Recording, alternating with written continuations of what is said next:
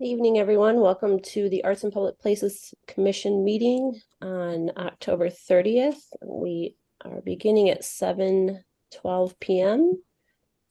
Mr. Secretary Lucchesi, could you please do a roll call? Genevieve, Here. David, Here. Joe here, Lynn, Here. Jim, Here. Cynthia, Here. Barbara, Here. and Carissa. Here. Thank you. Next on the agenda is the approval of the agenda. Is there any questions or concerns or comments about the agenda for this evening? I just have one request to make a correction on item 5E2.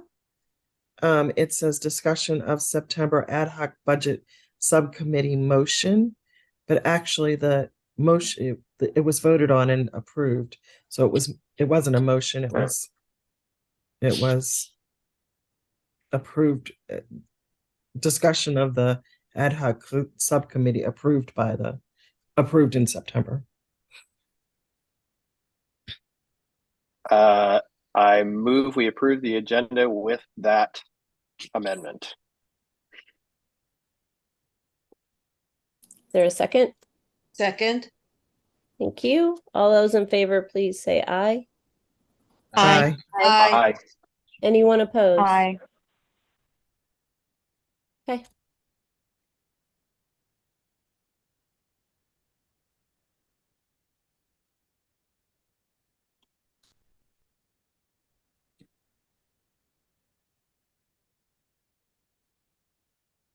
Can't hear you. Sorry, there was noise in the background, so I muted it. Next on the agenda is the approval of the September 26, 2023 minutes. Is there a motion on the floor to approve? Make a motion to approve the minutes from last week's meeting. Is there a second? I'll second. Thank you. All those in favor, please say aye. Aye. Aye. Aye. Aye. Anyone opposed? Okay, thank you. Next is the reports from the committees. Poet Laureate report, Barbara. Thanks, Give Genevieve. the floor. Hi, everyone. The subcommittee, we're still working on the new draft documents for the the new Poet Laureate application process for 2024-26. As I mentioned last time, Cynthia and I and the other two members of the subcommittee discussed this dual nomination process that will require applicants, instead of self-nominating, to have two people from the poetry community nominate them, and then we'll take up the application. And this is in line with other cities that we've looked at. Cynthia, I don't know if you have anything you wanted to add to that, and we'll have those documents for you guys in November. That's very thorough, Barbara. Thank you. That's nothing to add. Okay, thank you. We're done. Wonderful, thank you. For gallery updates, there is an upcoming open house at City Hall for Jack Turner's photos of their naturescapes, but mostly of birds. And that reception is on November 13th from 5 p.m. to 7 p.m.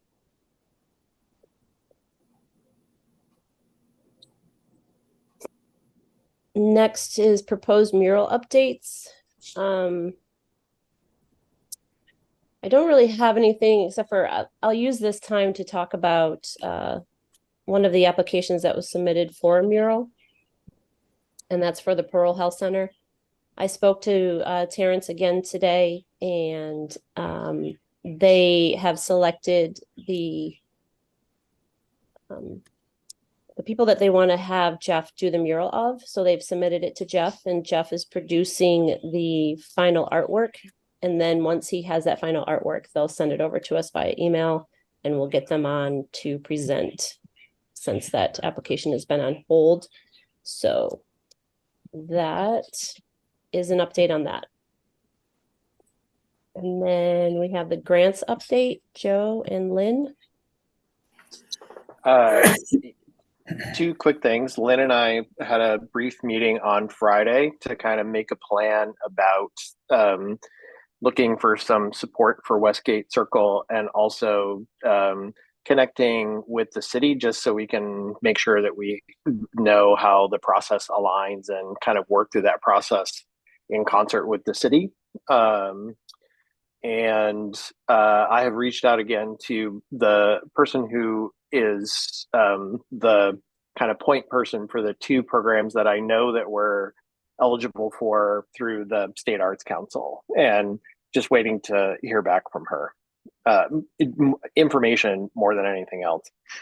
And then if Lynn has something else. I don't have anything else. You did a great job.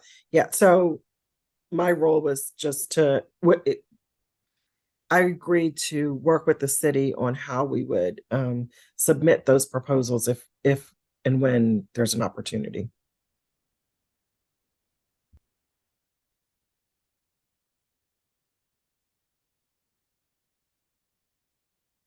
Okay. Thank you, guys. Keep us updated. Public outreach updates. I don't really have any specific public outreach updates at this time. We haven't had an art charrette. I know the Arts Council is working on finding a date. It'll probably be in January for that to occur again after the holidays.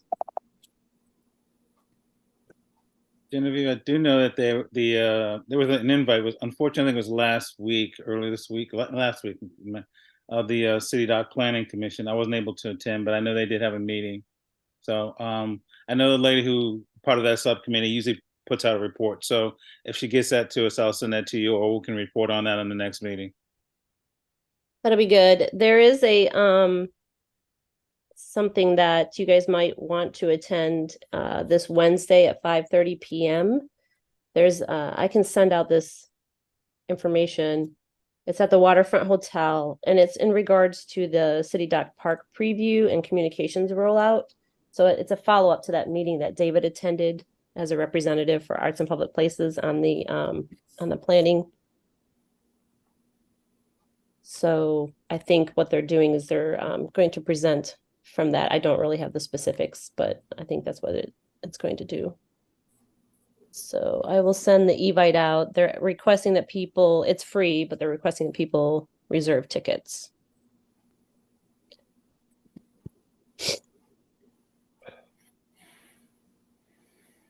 Okay. That leads us to the budget. I did send out the recent copy of the budget. Does anybody have any, we do have Jody here, so she can answer any questions that I can't answer, but did anybody have any questions on the current budget report? Yes, I do. What is that, Jim? I'm trying to find the page where I have the budget. Here it is. According to the 2024 budget, we have $264,157.14 in our budget. And there are $0 encumbrances. We have some expenses, and we have some requisitions, I believe.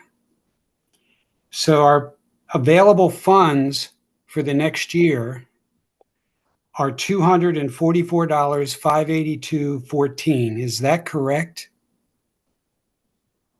That doesn't include our votes that we've done to allocate funds. I understand that. Okay. Before we vote tonight. I understand that. Right, but you still would have to subtract the $50,000 that we've set aside for Westgate Circle, as well as. That was from the previous funding.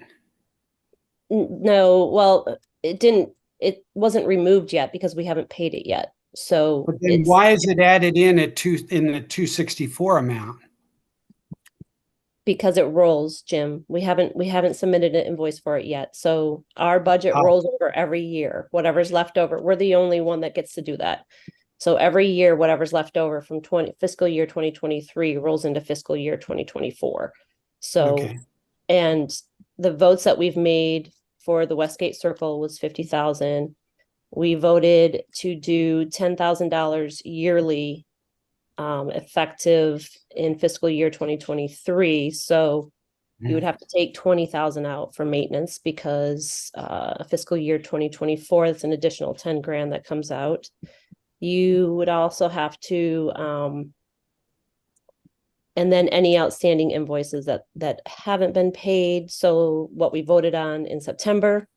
So the 2,000 from the symphony for the Friends of Annapolis Symphony Orchestra, then the 7,500 for Old Fourth Ward Unity Day, Annapolis Jazz and Roots Festival is $7,350. And let me just double check here. I believe, oh yeah, the $1,000 line I think is for the carousel check.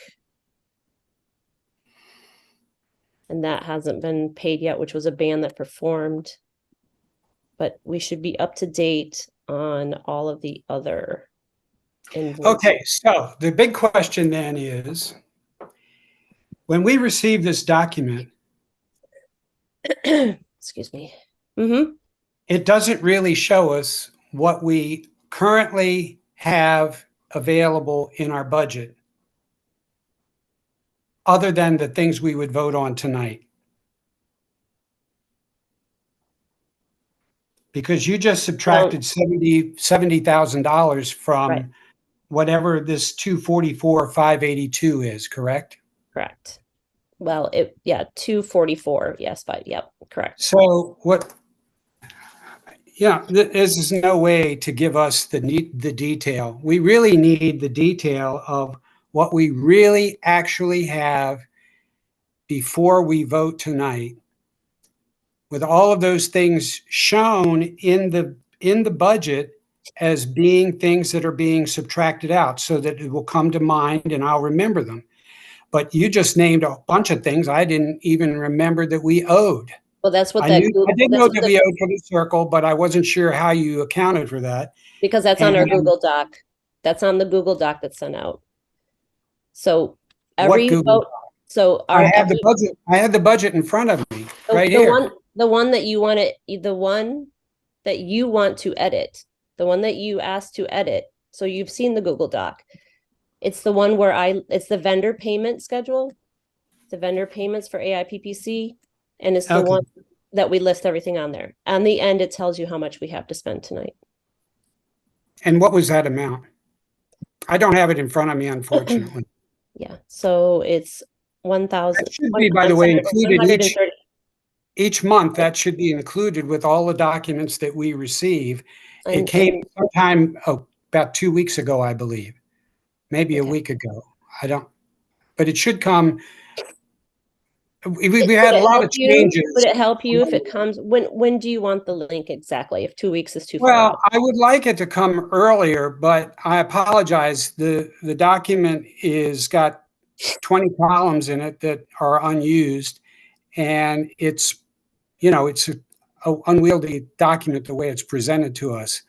Okay. It needs to be, and I gave you an example of how to do it that would be done in Excel so that it would fit on an 8.5 by 11, with possibly a little shrinking to be able to output that or to look at it on a screen. But all that being aside, I apologize. I don't have that document in front of me, and I just want to know what the bottom line amount is that we actually have to spend. I understand, and I don't blame you. So, any other questions about the budget that was sent out? I had my hand raised, but Go ahead, Lynn. maybe you couldn't see it. So what was left over in 2023? How much of the budget did we not spend, or yes, did we not spend, not or encumber in 2023, in FY 2023? So you can see the report above on the first sheet where it says. Okay, so that says that says $110,000. Yep. Okay, so if we had $110,000 left over, then you would add that to the amount that we are budgeted for this year.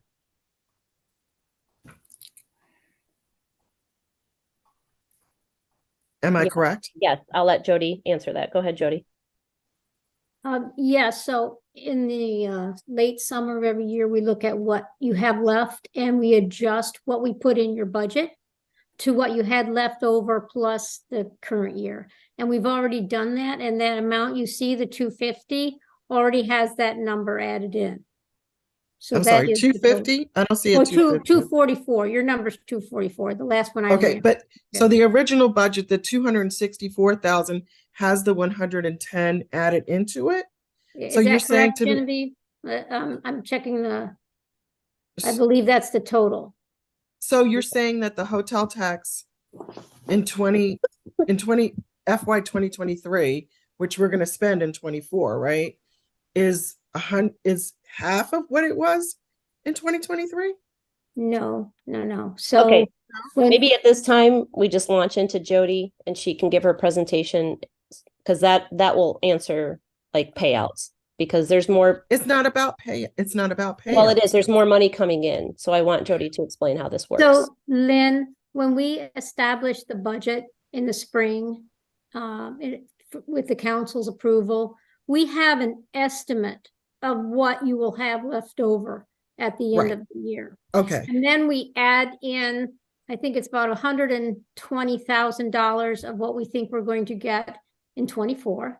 And those two numbers were your original budget. And now we've added another 100, and I was trying to pull up the document, another 130 something or something like that. Hold on a second, I will see if I can get this open.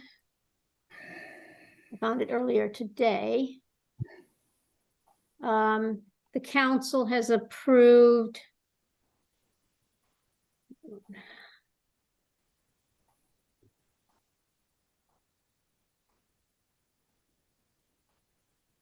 It's not letting me look at it. Hold on.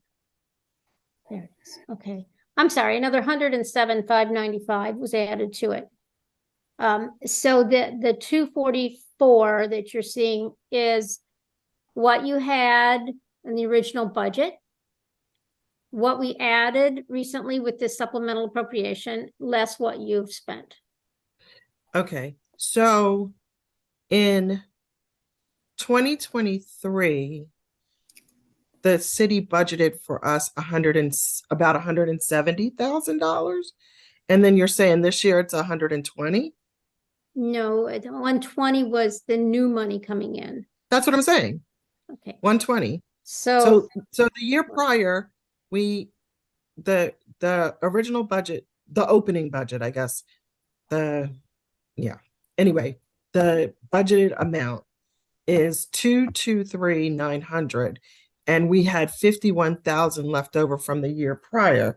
So that would be 170,000 would have been what's in the city budget? What was passed in the city Yes. budget?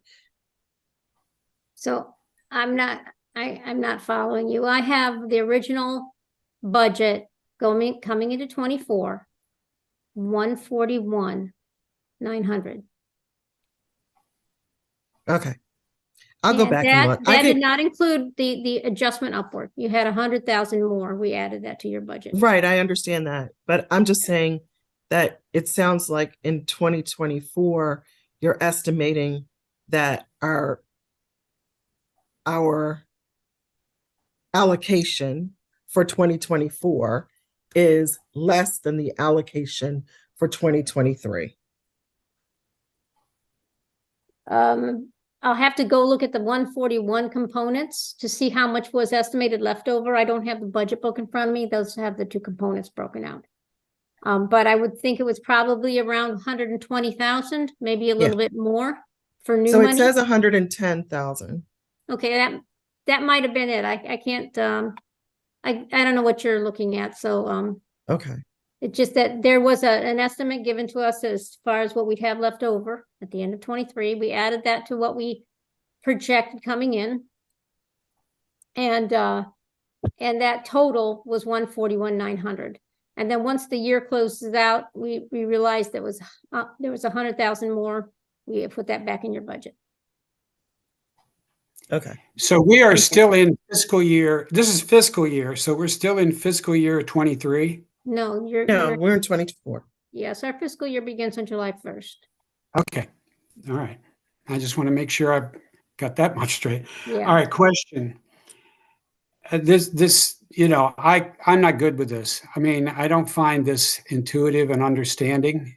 And I'm sorry, I've had difficulty trying to figure out, because somebody says one number, somebody says another number, numbers come in and out. I'm used to working with a spreadsheet which details what the source of the revenue is and what the source of the expense is. In other words, it identifies them, and you add and subtract accordingly based on when those are entered. I just find this, so how much, again, do we have, or we don't know how much we have, do we? I can't quite figure out what you all are talking about. Do we have any money coming in at all? And how much is it? And how much is going to be eligible for us to spend in the 3 spending periods that we have this coming year? Okay, so I think at this time, Jody, I'm going to have you go ahead and do the presentation, because it will answer some of these questions that are popping up. Okay. And then if Jim still has questions afterwards, we can address them. Okay. Let me see if I can get this back to where I need to be. Okay, so I'm going to share my screen.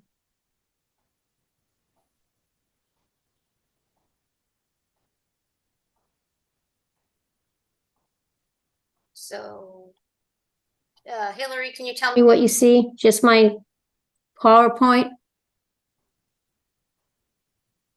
We don't see anything yet. Oh, yeah, okay. You don't see anything? Nope. I shared it the same way I did before.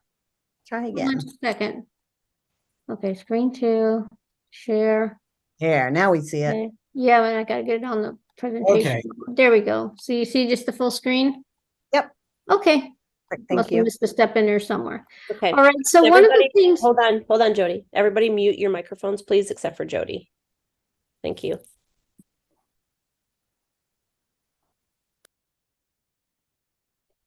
So what Genevieve had asked me to do was to review with you how we physically distribute the cash that comes in to us during the year. I'll go through the process first, because I know there was some confusion about who's running the program, who's authorizing the collection of monies. The first slide here is just telling you that the state of Maryland long ago authorized the counties to establish hotel rental taxes, and I provide their citation there if you want to go look at the details. And after that, Anne Arundel County established its own use or occupancy tax according to that authority given by the state. And then the county and the city signed a memorandum of understanding that continues today that allows the city to collect all of the taxes. We call them use taxes, but they're known as hotel motel taxes. That's what everybody refers to them as. We get those taxes from the locations within the city boundaries.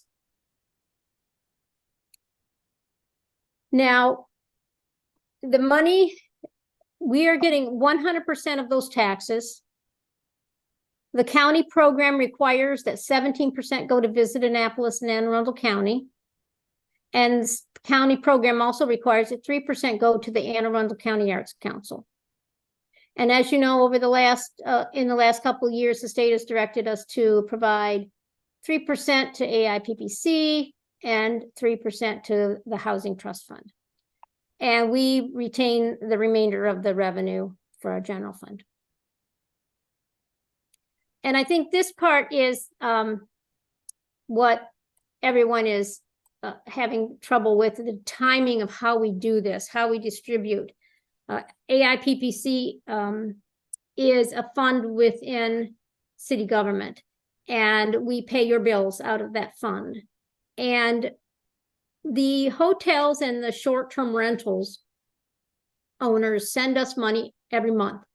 They're supposed to submit a report with the tax dollars that they've collected. And those are due on the 25th of the following month. So every month, July 31st, we're due in August, et cetera, et cetera.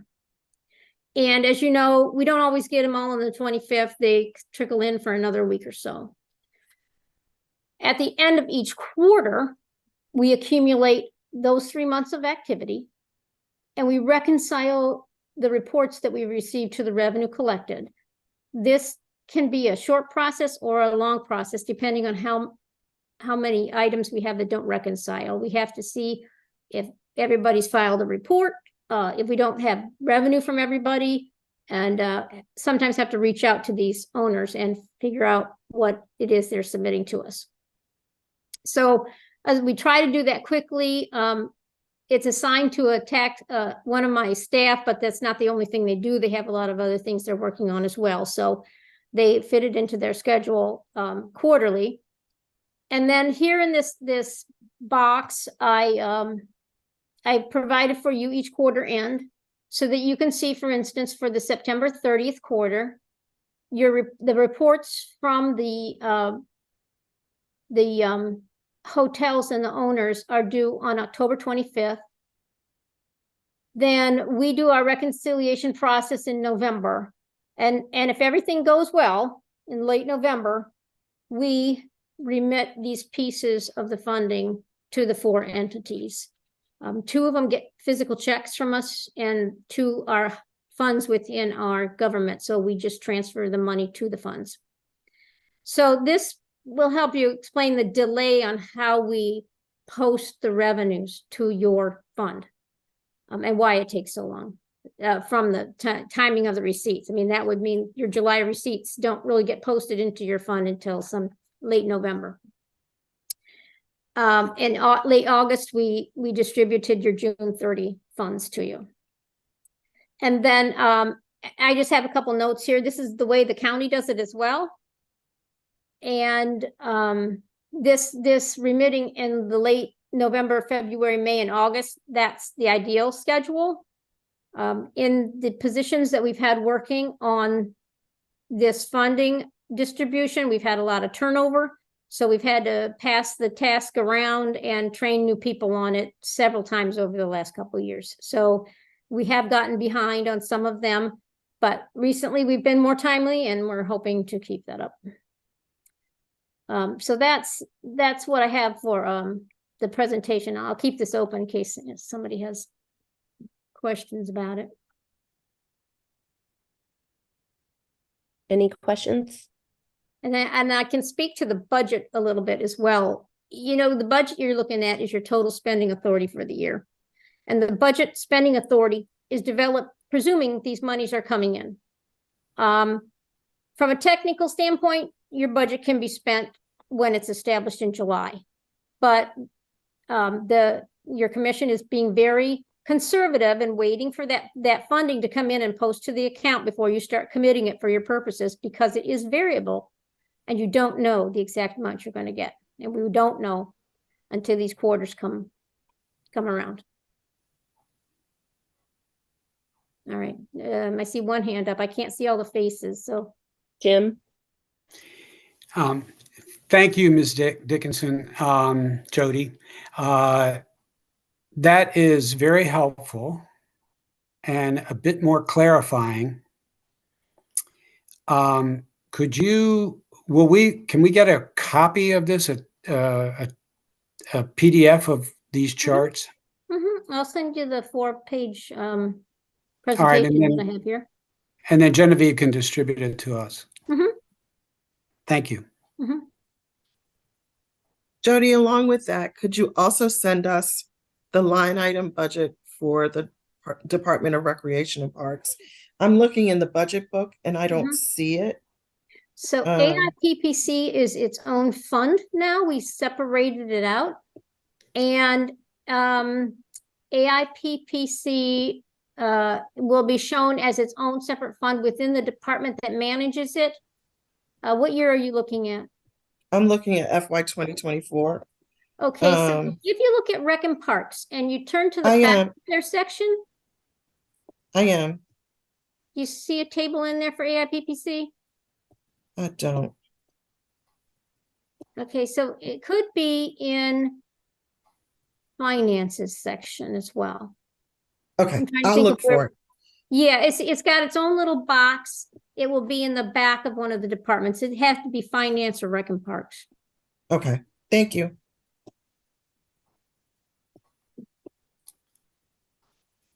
Awesome. And I hope that kind of explains why there's such a delay. You're getting money posted quarterly, but it's not on the quarter that it's reporting for. It's delayed by a couple months because of the timing of the reporting and the reconciliation process. So Jody, our question, it was answered in the summary spreadsheet. Mhm. We were asking how much was allocated to us in the budget and what was our starting number. And we weren't understanding that we weren't given that number. And so that was the confusion. Not the fact that you pay the fund quarterly, but what is the actual estimated amount? And now we have that. So we're good. Okay. I can say I'm good. Yeah, I mean, the budget we put out there is an estimate. Right. And there's two parts of the budget: budgeted revenue, which is your estimated money coming in. Right. And your appropriation authority, your spending authority, which is the budgeted expense. That's your legal authority. You cannot exceed that. However, it's very conservative to wait and see and make sure that you've got the revenue coming in to support the budget that you established for spending. You wouldn't want to commit yourself for the whole year's amount and then find out that hotel taxes are dropping off and then you've overcommitted for your program. Right. But we would have a sense of that as the quarterly payments are being made. Yeah, but So as long as we were paying attention to that's, yes, and if that's the the way quarterly that it's payments being. were less, then Mhm, we would see that we needed to adjust. mhm. Okay, I got it. I'm good now. We didn't have that number. So I'm still looking for it in the budget book, but Okay, thanks. I'll see Thank if I you. can open it while you're having your proceedings and see if I can find it. Jim? I just still feel that this budget sheet that we get sent out to us, we need to have it needs to be cleared up and made into a sheet that shows us what my question is, the bottom line, what we actually have to spend and then what it took to get there. So there's an amount of money that we start the year with. Then there are add-ins that are quarterly. And I presume that's an estimate. And then we have a series of expenses and we have encumbrances and requisitions. And there were $70,000 in items that were added or deducted that weren't even on this sheet. Okay, So I can explain that, and that's because what we show you, and you say a budget report. I'm not sure if you're looking at the same type of report that I am, but it's a very abbreviated schedule. We at the city only know the money that's come in and the money that's gone out. If you haven't spent it yet, or have some kind of purchase order against it, you don't have many of those, but you've committed it during your discussions, I don't have that in the budget report. So it sounds like Genevieve has another schedule where she's tracking the commitments that you've made beyond what has been expended so far. And so that's where she's getting that reduced amount.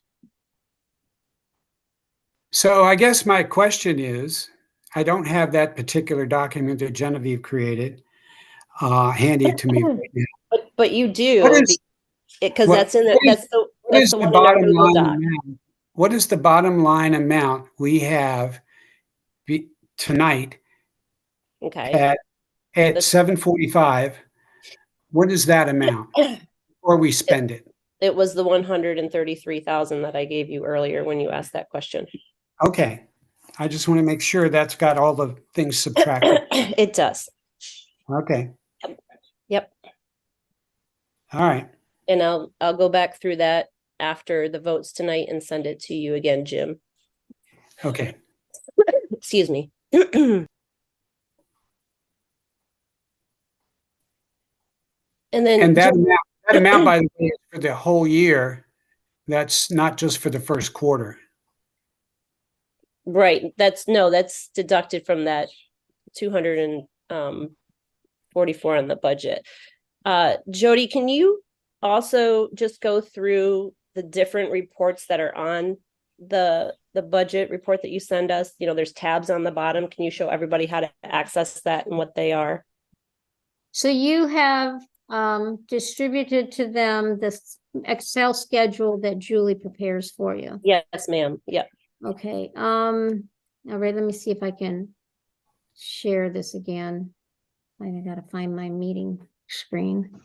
I can see it. We can see it. Oh, you can still see my thing. Yeah. Okay, so good. All right, so Yes. this is the same one, and this doesn't exactly tie to what you're looking at, but you have a different, this was done as a different date, I'm sure. So I'm not sure how that compares, but the 244 is rather close to that. So this is just the summary, trying to give you a single shot of what we have so far. This is the adjusted budget, as we said, total, that is the total budget for the year. Assumes you're going to spend your prior year money and your new year estimated money, 140 or whatever that number was. Your encumbrances are earmarking for $700. Here's your actual monies that you've spent. And if you have the detailed tabs, you're going to see that the formula in this cell takes you to 2024 detail N40. So what we've done over here on each detail tab is, let's see, N40 is this number right here. And that tells you all of the items that are making up the amount that you've spent to date. Those are checks that have been cut in 2024. And then new encumbrances and requisitions that are out there, 3375, all right? If you look up here and you look at the cell, it's telling you go to that same tab and go to F28. And F28 is this cell right here. And these are the requisitions or purchase orders that are making up that amount. And then this is just a calculation of what you have left and what percent you've used so far this year. And then these tabs are just last year, 2023, 22, 21. I was lamenting about the detail that's in here. This is just a copy paste from the detail that's in our system. It gives you a lot of information you don't need. But it's an easy way for us to just create the report and put it onto this Excel schedule and then send you an updated tab. Right. And if you scroll all the way over, Yeah, you if can you scroll see, over, you can see your vendor names and the comments, if we have comments in the services that were rendered. So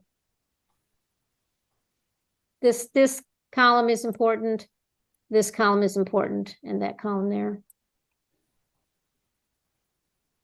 So yeah, these are just the old year details, the current year detail, and then it all carries forward to the summary sheet.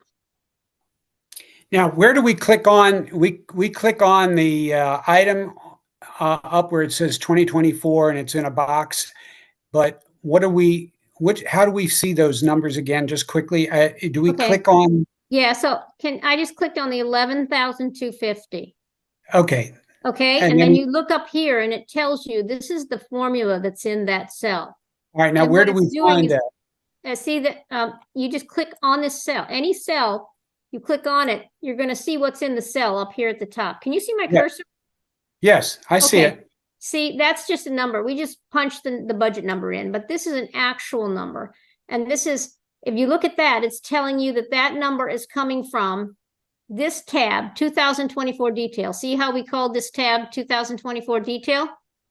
Bingo, okay. I Okay, got and it. then the cell there is N40. So if you click there and you go to N40, it's right here. And that I is can the follow. summary of all these pieces right here. Okay, that's So- very helpful. Okay, A bit confusing, but helpful. yeah, you Very know, I'm I sure wish there's there were a lot of other simpler way of to just report making this. the spreadsheet for the 1 year with those details listed underneath so that we could see what's going in and out. But we can always jump Yeah. around and look Yeah. at the various columns. Yeah, it Okay. allows us to keep the summaries on one page and keep that cleaner because we wouldn't be able to fit a lot of the detail. After you get to the end of the year, you're going to have a whole page of expenses and they're not going to neatly fit over here on this summary page. So Okay. we could do it a different way, but this is what we developed a few years ago and we're just building on it. Okay. So Jody, I did find the our little box. Mm-hmm, It's on page 100 of the budget bill. mm-hmm, And it looks like when the adopted budget allocated $141,900 to us, and then we had 110,309 left in over. addition to that. In addition to that, right, Mhm. from the previous year. Yeah, But- which is how you so get the- to that number. Right. Yeah, I still don't see how we get to that number, but that's okay. We can talk later. Okay.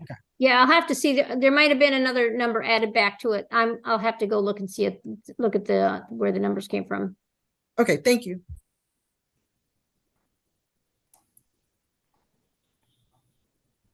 Any other questions for Jody before she signs off about? our Yes, budget? a quick question.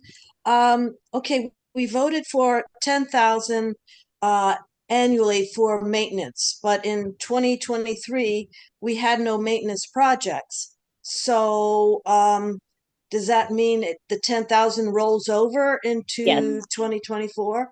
Yes, So yes. we don't, So- yeah, yeah, so we we don't lose only- that. right, okay. That's my question. Thank Yeah. you. Yeah, so we currently have 20,000 available in maintenance and we haven't touched any of it yet, so. But I And- mean, since we didn't use any in 2023, wouldn't we just keep the 2024 level at 10,000 rather than adding on to it? Because obviously it's sapping a flow of money that we could use since we had no maintenance projects that were on the horizon. See Well, what wait a I'm- minute. You could, Jim, please wait. Yes, Okay. you could make a motion to not, we would have to change because the vote was to annually allocate $10,000 towards our maintenance fund.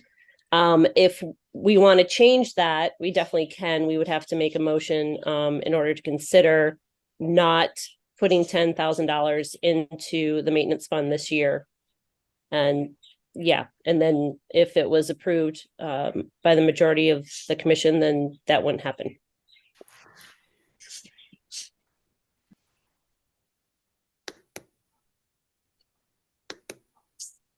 Jim? So we have murals and things that are in need of maintenance. And we now have $20,000 to spend. We need to go about taking care of those murals. I'm talking about the ones in Stan and Joe's lot that were done by Art Walk. Right. Need some minor things done, but they nonetheless need them. But So- also the one behind the new garage. Right. And Cynthia was going to reach out to the artist to find out, to get a new quote, because our quote on that mural behind the Hillman garage is outdated. So we'll need a new quote from him in order to fix it, because it's got stuff on it that needs to be removed, as well as then he would have to repaint if the paint was removed from it. The Stan and Joe's parking lot photographs were inspected by Public Works early last year, I believe. I would have to look up and see what the date was. At that time, they didn't see any reason to have to remove them. Recently, I was contacted by I know, Jim, hold on. I was recently contacted by the board in regards to some of the members in the condo association would like to remove them from the walls. And I told them that, you know, it's their building, so they're within their full right to express to the city what they would like to have done. And I haven't heard back from them since then. So I don't know if they're still trying to decide what they want to do with them, if they want them fixed or if they want to remove them. So we're waiting to hear from them. Okay, but in the meantime, I would hope that we accumulate that money for maintenance, because I'm sure there are probably other things in the city that relate to art that we have on public property that we're going to need to maintain. And I don't think we should, you know, not allow that to continue to accumulate. I hear you. Once it gets up to a substantial amount, then I think we could discuss it. But $20,000 may not be enough. Right. So why don't we wait until there's a motion on the floor to discuss that? Because currently there isn't a motion on the floor, whether we're not going to fund it or not. But I also want to say that just to clarify, if we fund art on private property, unless there's a contract that says that we are responsible for it, we are not responsible for it. If it's on city property, we are responsible for the maintenance of it. So it really depends on any contract that might still be in play as far as the art walk installations and whether that contract is lapsed, which is a whole nother conversation we can have another time. And Hillary has her hand up, so I'm going to let her go. Hi, I just wanted to, if this is a good time, Genevieve, piggyback on what Jody was talking about, to talk about the public information we'd like to get out. Is this a good time for that? Yes, ma'am. Go for it. So we have received, and I'm sure you all have received feedback from the public about confusion, about when to apply for different funding and that sort of thing. So piggybacking on what Jody explained about how the funding comes to you. And I know that you all worked on a schedule for when people can apply and when they can expect and how the process works.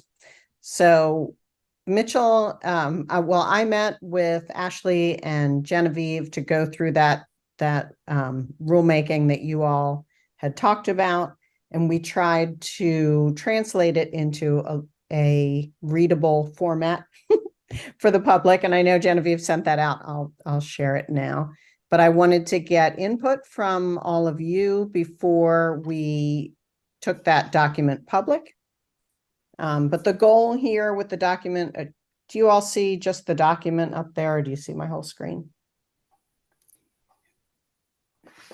We see a graphic representation application process. Excellent. So that is the document that we are trying to develop, like a little poster that we can use on social media, put on the website, to try to help the public understand the process and the cycles, because it's confusing to the public right now. So we want to make sure that the applicants know what the process is.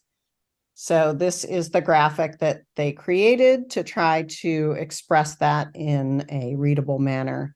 So the first part being the applications, and we set it up as 3 funding cycles based on your document, with the deadlines to apply at the top, and then the review. Another piece of this that is confusing or has been confusing to some of your applicants is the 2-part review. So the first part of the review being that you folks talk about on your meeting the application and whether it should go forward. So the confusion there that we received, the feedback we received in the mayor's office was that people were like, why can't I go to my meeting and talk to them about my project? So there was some confusion about that. So that clarification, I think, is important, that the first meeting is for you to talk about the application itself and an opportunity for you to give them feedback if they need to make changes.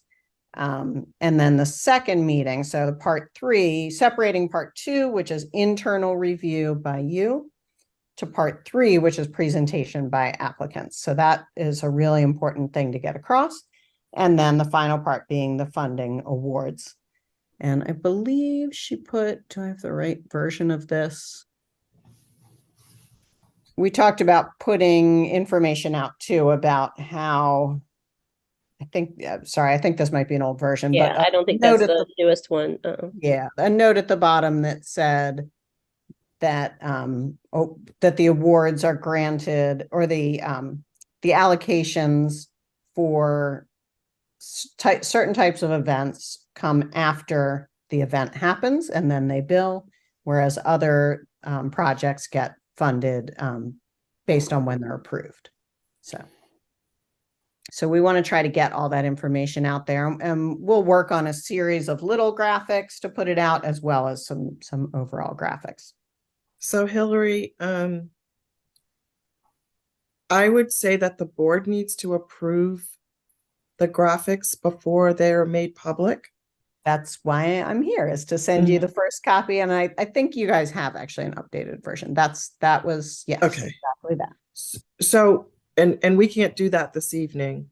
Right. So we're not going to be able to do that until our next meeting. I agree. Yep. And so I'll send this out as well. I think you all already have this, but yeah. So, but please send feedback as well. Instead of just approval, what I'd like is for everybody to look it over and see if it makes sense. Maybe share it with somebody who is, just any random person who doesn't know the process, to see if it makes sense. I think I'd like to see sort of 2 different versions of this. This is a graphic about the process, the 4-part process. I wanted to also look at doing a graphic about the seasons. So it would be like the 3 different award periods and a graphic with some seasonal things, some fall leaves and spring flowers. Because it is hard when you're an artist coming to the board and you're thinking like, oh, I have a fall project. When do I come to the board? Because with your rules, you can't come too early and you can't come too late. So it's really important that people know when they're supposed to come to you. Right. So, and Hillary, I think that I haven't seen the other graphic, but I think that if it might be good to tell people, if you apply by this date, your application cannot be reviewed by the committee until this date, and you cannot present until after that review. And the earliest funding would be the funding that we would fund it from that cycle. So Right. I think that would help people understand it a little better. Yeah. Okay, great. Yeah, I would just make minor corrections or changes, and not corrections, but minor changes at this point. And I think we do want to talk about it as a commission, maybe, I don't know. But I laud you for the process that you're showing, because a lot of people just don't read all the text and they want to like, moi. And we like pictures and diagrams. They're helpful. And I think they actually are a little more clear to people. That was our thought as well. I read through that whole document a couple of times, and Oh, no, you couldn't possibly get anybody to do that. so that was our thought, was to use our graphics folks to put something together that's nice and readable for the public. And that Yeah. document needs to be edited too, because there's some things. It looks like This is not yeah, the that's one that just a- was sent out to everybody. This is. No, I I'm don't talking about know. the document that's on the website. Oh, yeah, there's a Has- Lynn has found a typos typo in in it. Yeah. Yeah. But the graphic was sent Ashley out to has that, everybody. So Yeah. anything on the funding calendar piece, those comments would go to Ashley. On the graphics, you can send those comments to me and I'll work on that with So Michael. Hillary, the other thing is if we can put the calendar with the application Mhm. so that everything a potential grantee needs to know is in one document or in one place, then that would be really helpful because we have the calendar in one place and the application in another place. And those two things everybody's not seeing both of them. Right. Yeah, the links.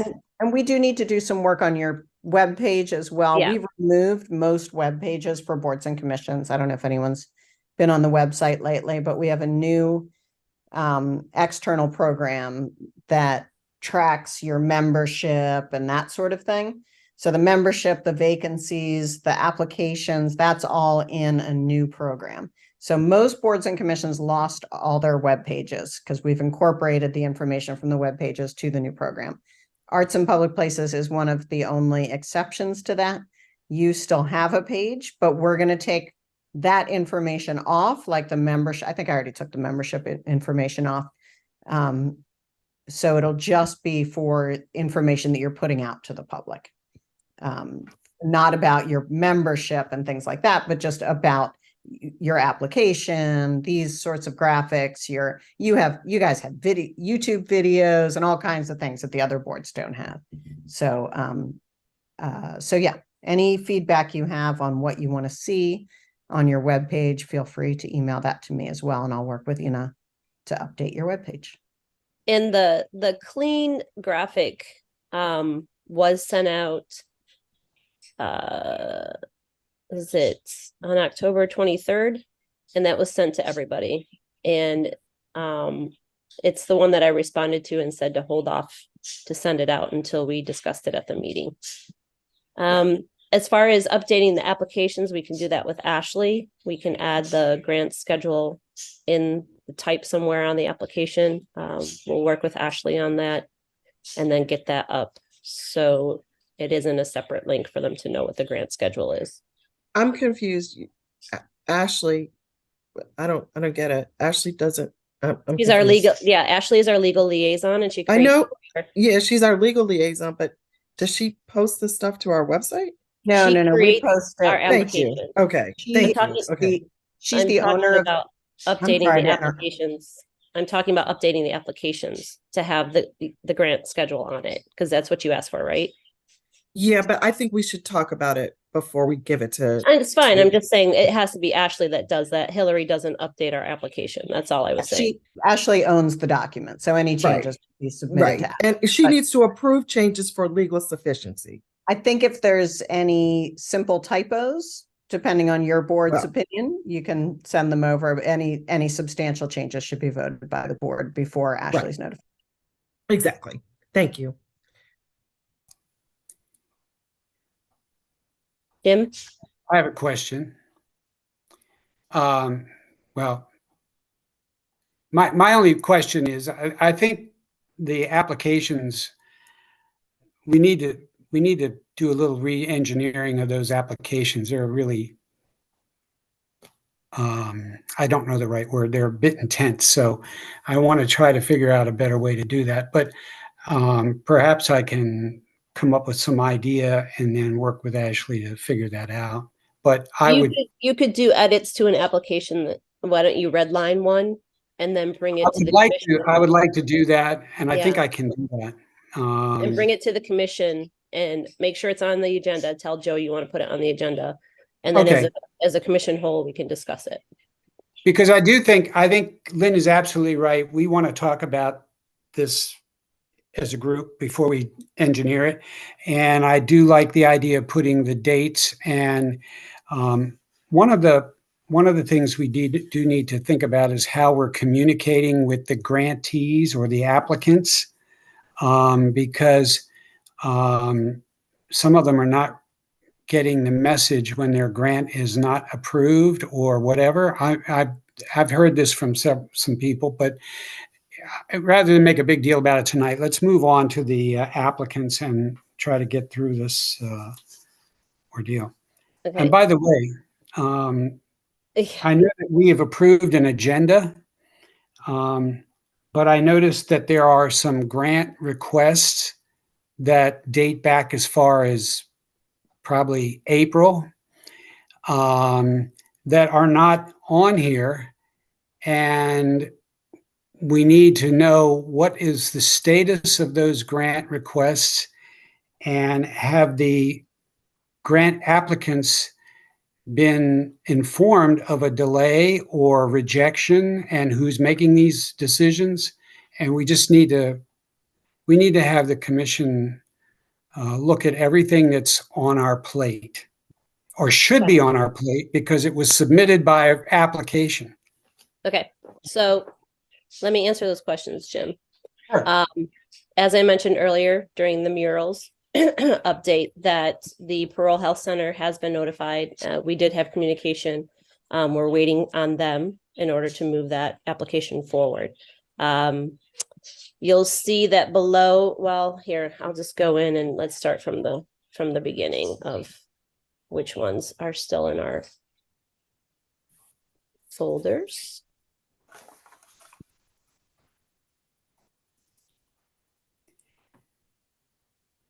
Art Walk. So yeah, I'm just going to pull up the folders. And IWSA was withdrawn. Yes, IWSA withdrew because they're waiting until January. They chose to do that on their own. Let me go back here.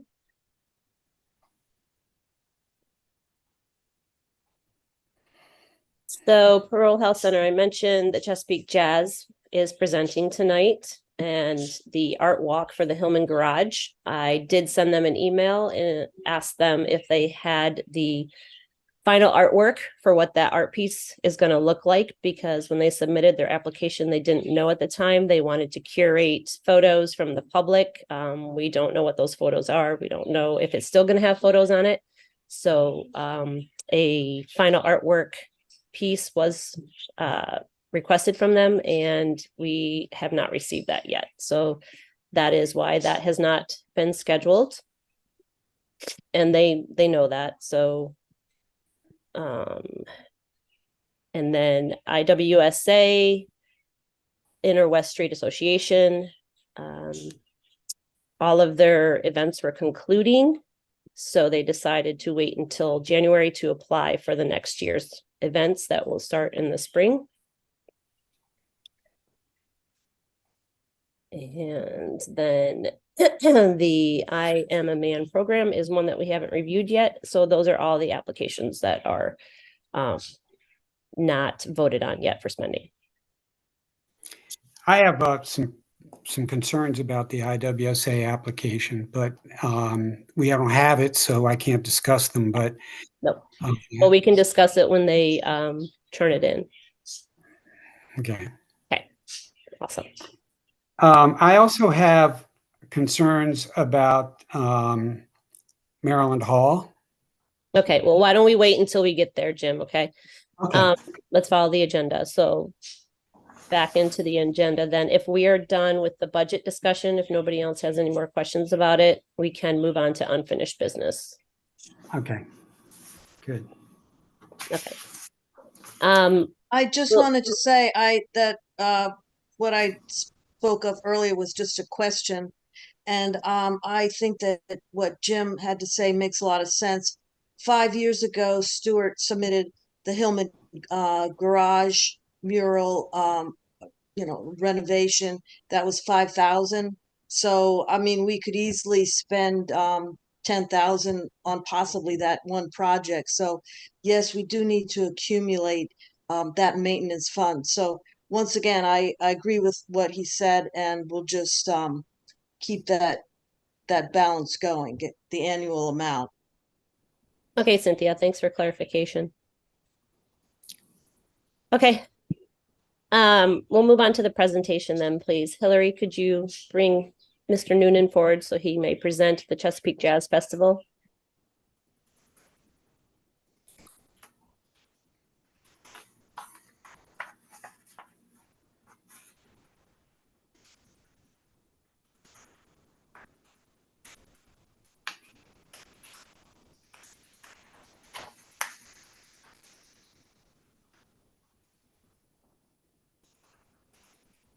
Okay, you're on, Mike. Can you hear me? We can, thank you. Hello? Hello, Oh, great. welcome. Hi. Thank you. So do I just fire away here or? The floor is yours, Mr. Noonan. Please go ahead. Beautiful. Okay, so I guess, has everybody seen my application? Yes, sir. Everybody's nodding yes. Oh, I can't see anything. Am I supposed to be able to see you guys? There was two ways to sign in. One was by video and one's by phone, but this is fine if you'd like to talk to us by phone. Okay, yeah, that's how I've been doing it. So Perfect. just Go ahead. listening. Oh, great. So my proposal is to put on a jazz festival built around what's known as International Jazz Day. And the idea is to have internationally recognized as well as locally recognized jazz artists be a part of this. So if it works, this coming year of 2024 International Jazz Day is actually a Tuesday. It's April 30th. So having the sort of a day of music on Sunday the 28th is the idea, and in a couple different venues around Annapolis.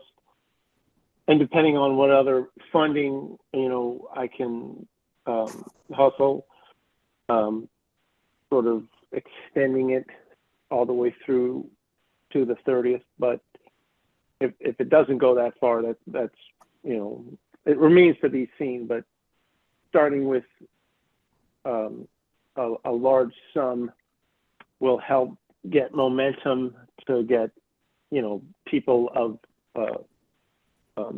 recognizability on the bill, so we can give it legs. That's basically the whole idea behind it. And I've been around. Some of you know who I am. Maybe some of you don't, but I'm a jazz musician that's been around here for over 25 years. I know a lot of different artists, so I think I could hopefully make this happen. I just think it's time to do something like this in Annapolis. There was some feedback that this crossed over with Annapolis Jazz and Roots, but it's very different from that, actually.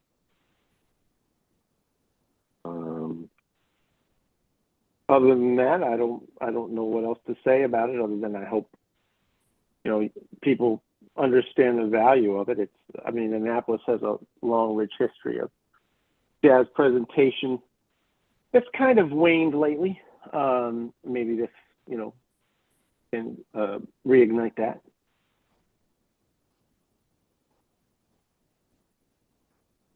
Okay. Do we have questions for Mr. Noonan regarding this festival? Jim? Yes. Hi, Mike. I'm What's curious. happening, James?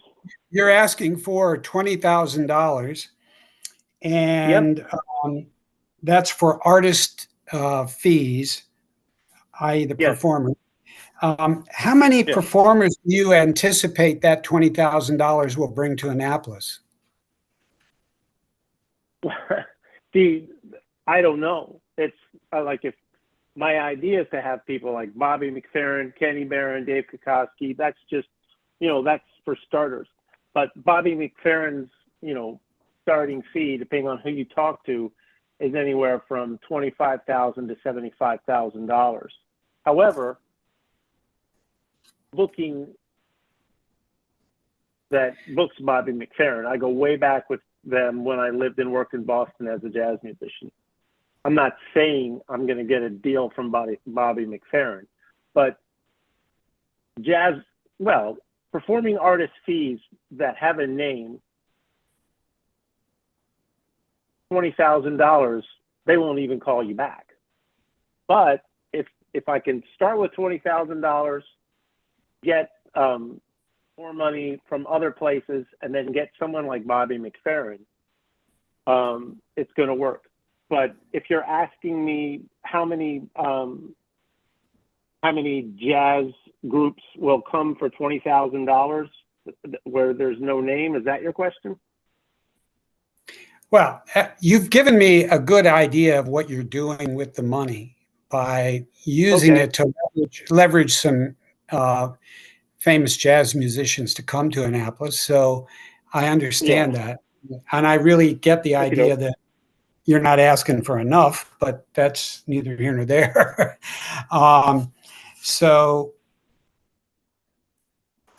Okay. Yeah, I'm sort of asking what I hope I can get, I guess, and then take it from there. That's how I thought this could build. I mean, if somebody says, "Hey, Mike, we'd actually like to give you 5 times that," great with that.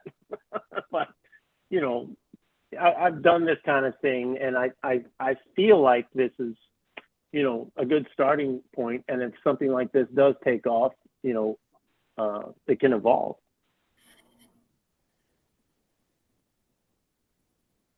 Anybody else with questions?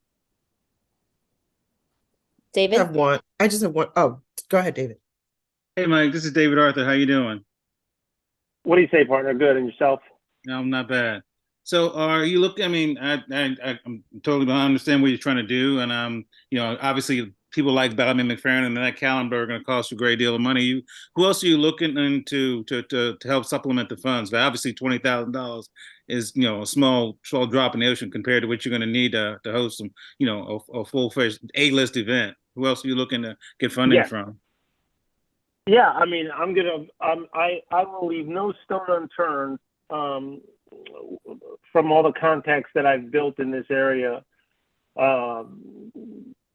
professionally, and also personally. You know, I've made a lot of friends who, once I let them know, look, this is going to happen,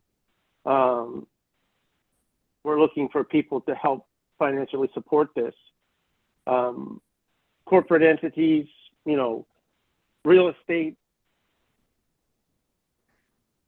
people that run their own companies. I know quite a few people that are big music fans that would be big fans of this and would, you know, want to help it work.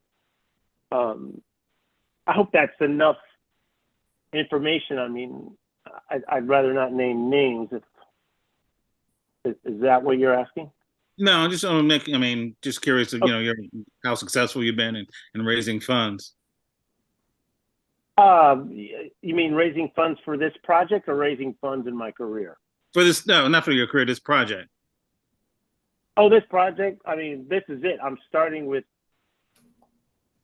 because this is my first time. Again, I never even knew that this commission existed.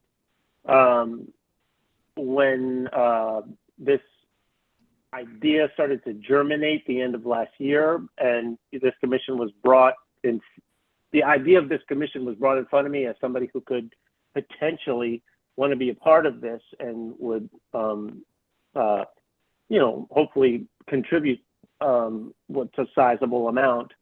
I started you all. I mean, I don't really know anybody. I don't know any single entity that I could say, hey, I'd like 20 grand to run a jazz fest. However, I know entities that I could say, hey, what are you really willing to contribute between $500 and $5,000? I'm good at that. Cool. Thanks, Mike. Appreciate it. Sure.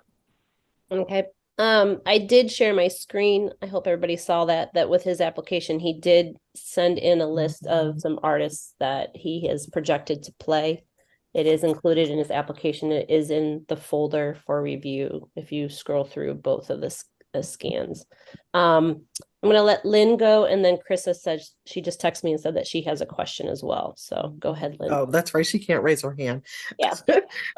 Okay. So, Mike, this is Lynn Farrow. Not sure if we know each other, but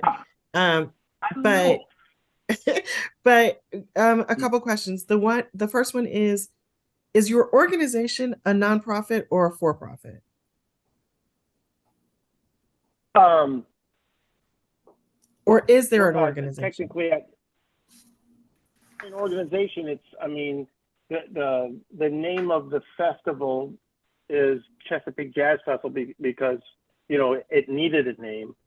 So that's more the name of the presentation. I mean, I'm an individual sole proprietor in what I do. So I guess technically that would mean that we're for profit, but there's not going to be any profit. I get it. I mean, So when yeah. you say you're a sole proprietor, is there a company? Yeah, I mean, technically, I have a group called the Unified Jazz Ensemble. I'm the sole proprietor and Okay. leader of that ensemble. Okay.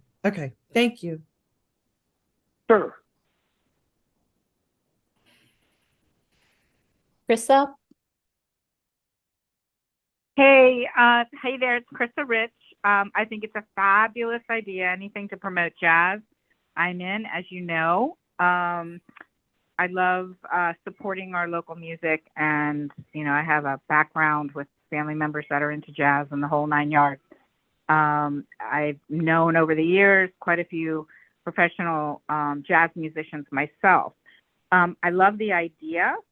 Is this $20,000? Could you reiterate and remind me, is it actually for a big headliner, or is this for seed money to try to get things rolling, to help you through the process? I think for me, when I approve money from our funds, I like to approve money that, of course, is going to support the arts for Annapolis, events that will put Annapolis on the map. But I also feel that our funds are best utilized to also promote our artists that are here in Annapolis. So, you know, I guess just thinking about some of the events that we've had in the past, I know Ram's Head has gotten involved. Of course, Maryland Hall would get involved. I have, you know, a gazillion questions that I have in my head about how this could be funded, or, you know, avenues that you'd have to go through to get things solidified. It sounds like you're in the very early stages of this, correct? Yes, very early. Is that right? Yep, very early stages. And I know you have a long-standing background. I'm real familiar with Unified Jazz Ensemble. But I know that if you want to take this to a high level and make it something that's going to grow and grow and grow, you are going to need some deep pockets for this to bring in the acts that you want to bring in.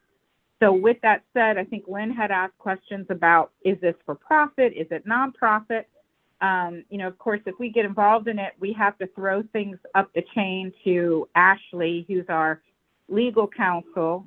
We, of course, have to kick around some of these ideas of what we would support or not support. For me, I think I want a little more information. I don't know. I'd like to put this out to the other, you know, members. Of course, after your presentation, we'll discuss things and everything. But I want to thank you so much for trying to get this on the map.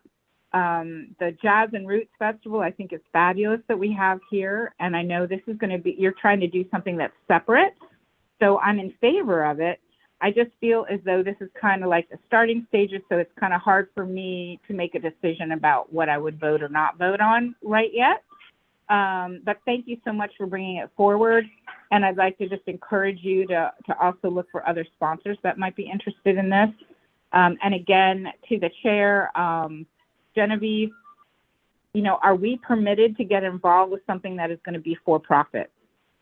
That's my question to Genevieve. I don't know if this is the platform for that or not. If we're in presentation mode, then I'll just say thank you so much, Mike, for coming forward tonight, giving us your time and your ideas for the Chesapeake Jazz Fest. You're welcome. So Mike, on your application, I was noticing that you said the locations for the events would be at the Classic Theater of Maryland, Maryland Hall for the Creative Arts, and 49 West. Is that correct? Does that still hold, or do you have other locations or has anything changed? I mean, again, it's a lot of it's flexible depending on, you know, if there's guidelines I have to follow if we do get the funding, but those rooms that, you know, program jazz. So it just seemed to make sense. And they were within Annapolis. I mean, Okay, but nothing's been booked yet, but these are the locations where you would like to have it. yeah. I mean, Okay. I've got contacts at all those places. I can make it work. Okay. And then you also stated in your application that all events would be open to the public and free. Is that correct? Yeah. Okay. Those are my only questions. We will do. I was going to say it. I mean, I think it's effective to, you know, when you do the free and open to the public thing, you let them know it's, you know, first come, first serve. That was one thing I noticed from the Jazz and Roots Festival. It was free and open to the public, but you would go online and order their tickets. And then I don't know if it was because it was free or I don't know what it was, but a lot of the artists that I knew, including us that did it, the turnout, you know, wasn't what they were hoping, even though they sold out. So, I mean, that's probably putting the cart in front of the horse at this point. But yes, free and open to the public. And I would hope, you know, it was very highly attended. Okay, thank you for Genevieve, answering. can I ask another question? Jim has his sorry. hand up. Krista, after Jim, Okay. then yes. Krista can go ahead. I do have a question, but let her go ahead. Krista, Okay. go ahead. Okay, so one of the things that I just want to interject. One of the things that happened with the Singer Songfest event that came up with Nashville for the songwriters that came up is that they had two big events. They had one down at City Dock that they came in, and you had to have tickets and buy tickets for that. That's my understanding. And then there was also an event, or a couple events also at Maryland Hall. So they had bigger names that you had to actually pay for the ticket for. And then they had the venues throughout Annapolis that were free, where you could just sit in, the restaurant supported it, and so on. But that was through Ram's Head, who was organizing those, if I'm correct. They do one here in Annapolis. Now, I think we've had two now. We're going to have a third coming up in September again next year. And then I say we as in the city of Annapolis, not Art in Public Places sponsoring. And then they also do one in Florida. So it might be wise of you to check with Ram's Head to see how they organize that event. And then maybe, you know, moving forward, because to get some big acts, those artists want to get paid. And so if you really want to bring in several big acts, not just one big act, I just, you know, I'm trying to get a feel for like how many days you want to do this, how long you're going to do it. If it's a jazz fest, is it just one day that you're doing it? You know, that kind of thing. If it's a weekend, long weekend. I know Greg Karukas is someone from my hometown. He played music with my brother. He was just here at Ram's Head, and he travels all over the place with Dave Koz and, oh my gosh, a boatload of other big names. So, you know, I know a lot of people love coming to Annapolis and love coming to our town, and also, you know, used to love to go to Blues Alley in DC and everything. So I think there's potential here. But again, it just sounds like things are at the, like, you know, really early stages here. So I just, you know, wondered, have you talked with Ram's Head at all about how they would level that out? You know, would Maryland Hall be willing to open up the hall for a free event so that the public could attend? I mean, they're a money-making place too. So have you had discussions with them? Have I had discussions with them about this specific project? Discussions with them in my that's what I'm career. asking about. Have you had no.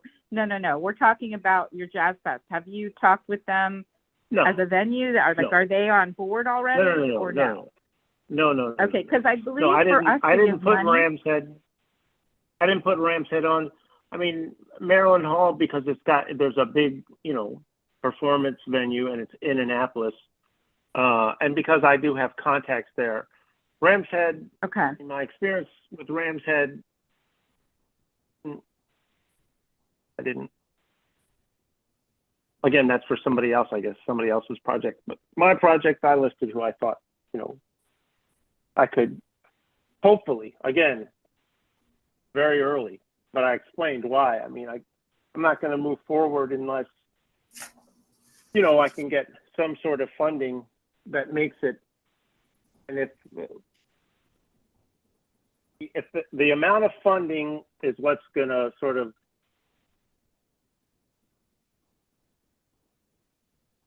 funding there to pay whatever artists, we can get from the funding, that's who's going to be here. So I put on the list who I was hoping to at least try to chase down, but I mean, we're going to take this long to speak in front of everybody, and at this point, somebody like Bobby McFerrin's probably booked for International Jazz Day in 2024. But that doesn't mean, we still couldn't do this with somebody else. There's a lot of people that would come down here for this that people would really enjoy listening to, and just having it, hosted by the city of Annapolis, I think would just be a good thing. Right, and I appreciate that, and I appreciate the feedback that you've given us tonight, about this and starting sort of planting the seed to do an International Jazz Fest or Jazz Day or Jazz Weekend. And, like other things that we've done in Annapolis, you have to start somewhere. So, maybe it starts a little on the smaller end for the first year, and then the next year it builds, and the next year it builds, and that sort of thing. So thank you so much for being here tonight, for answering all of our questions that we have. And again, I think for me, when I say yes to monies, I want to support the musicians for our city too. So I would hope that if we are going to be spending some of the money, we want to put it, of course, I know you want to put it towards a big name, and you probably need to get other sponsorships like David had mentioned. But I would hope that also we could highlight and feature some of our local artists, jazz musicians. Well, that's what it says. That's what it says on the work of art description. It says nationally and locally recognized jazz artists. Yep. So, okay, great. Okay. Thank you so much for being here tonight and for presenting. Jim? Yes. In the contract, Mike, you specified that the money is going to be used for artist fees. That doesn't mean hotel rooms. That doesn't mean dinners. That doesn't mean any other expenses, just their fees. Exactly. I share Chris's enthusiasm about a jazz festival, but I think that you're going to find that a lot of us are interested in performers from the region who may not be headliners, but are on their way up. And that's the kind of person that we like to support. This is a pilot project in a sense, or a pioneering project, if you will. It is. So this money may not be available next year. So what you want to think about is building your support base and seeking other support. And a question for Genevieve. We don't do matching funds, do we?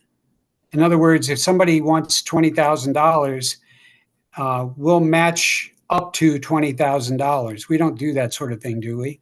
That's not how we've run the grants, but that's something we can discuss after Mr. Noonan's done presenting. Okay. Thank you. Thanks, Mike. And good luck. Sure. Any other questions? Okay. Thank you, Mr. Noonan, for presenting. We appreciate you being here, and we will be in touch via email. Thanks a lot, everybody. Have a good evening. Thanks, you too. Okay. Next on the agenda is the discussion about the documentary film project application. We had tabled it last time to discuss further about funding film productions and the positives and the negatives that go with it. Since I believe the only other time was the Happy Adams film, and that still hasn't been fully completed. So I know that was a point of concern with a few members. So I'm going to open the floor, and if we want to discuss how we move forward with this application, and I think it would be best if we could try to come to a decision tonight so we can let them know so they're not still waiting on us as far as whether they're going to present or not. That's what I mean, not about funding it.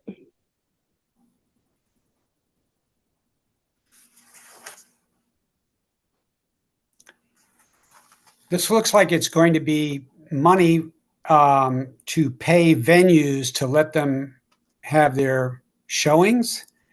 I presume that's what the money is for. And they're asking for $60,000 to pay venues to have showings.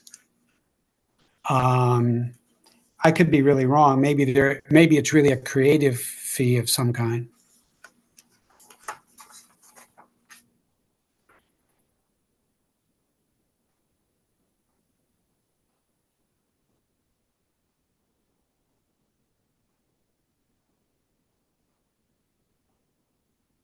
Yeah, that would be something that we'd have to ask when they're actually presenting.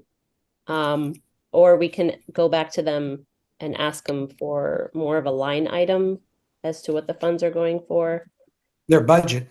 Yeah, right. So I see it says, yeah, they've got pre-production, production costs, and post-production costs on there. They've got the marketing and distribution costs, the community engagement, the contingency fund, and their total budget, they have it at $200,000. They were asking for $60,000 from us.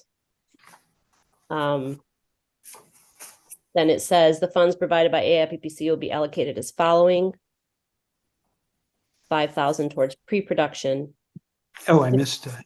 Yeah, $15,000 to production, $30,000 to post-production, and $10,000 to marketing and distribution. I know a couple of the questions before, as a refresher, were, will they end up showing this in venues where you have to have tickets to see it? Is it always going to be like, will they have one showing that's open to the public because we funded it? Or will they have other showings of it to the public that are free? Do they intend to, have it at film festivals, like all these sort of questions? And, are tickets sold to that, or will it be a free viewing? And the monetary money that could be made off of it was part of the question as well last time we discussed this.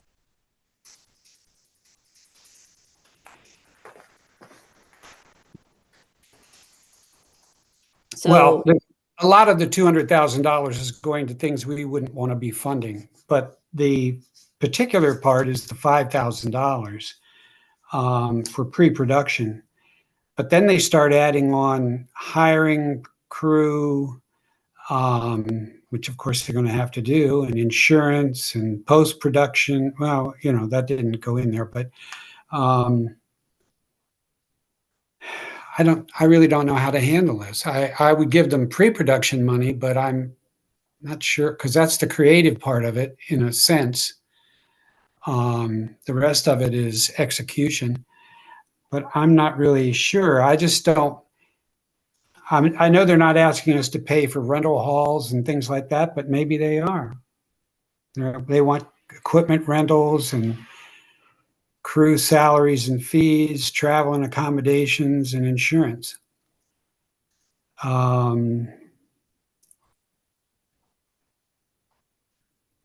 I don't know how comfortable people are with that. I'm comfortable with, the research and development part of it, because that's a really hard part to fund.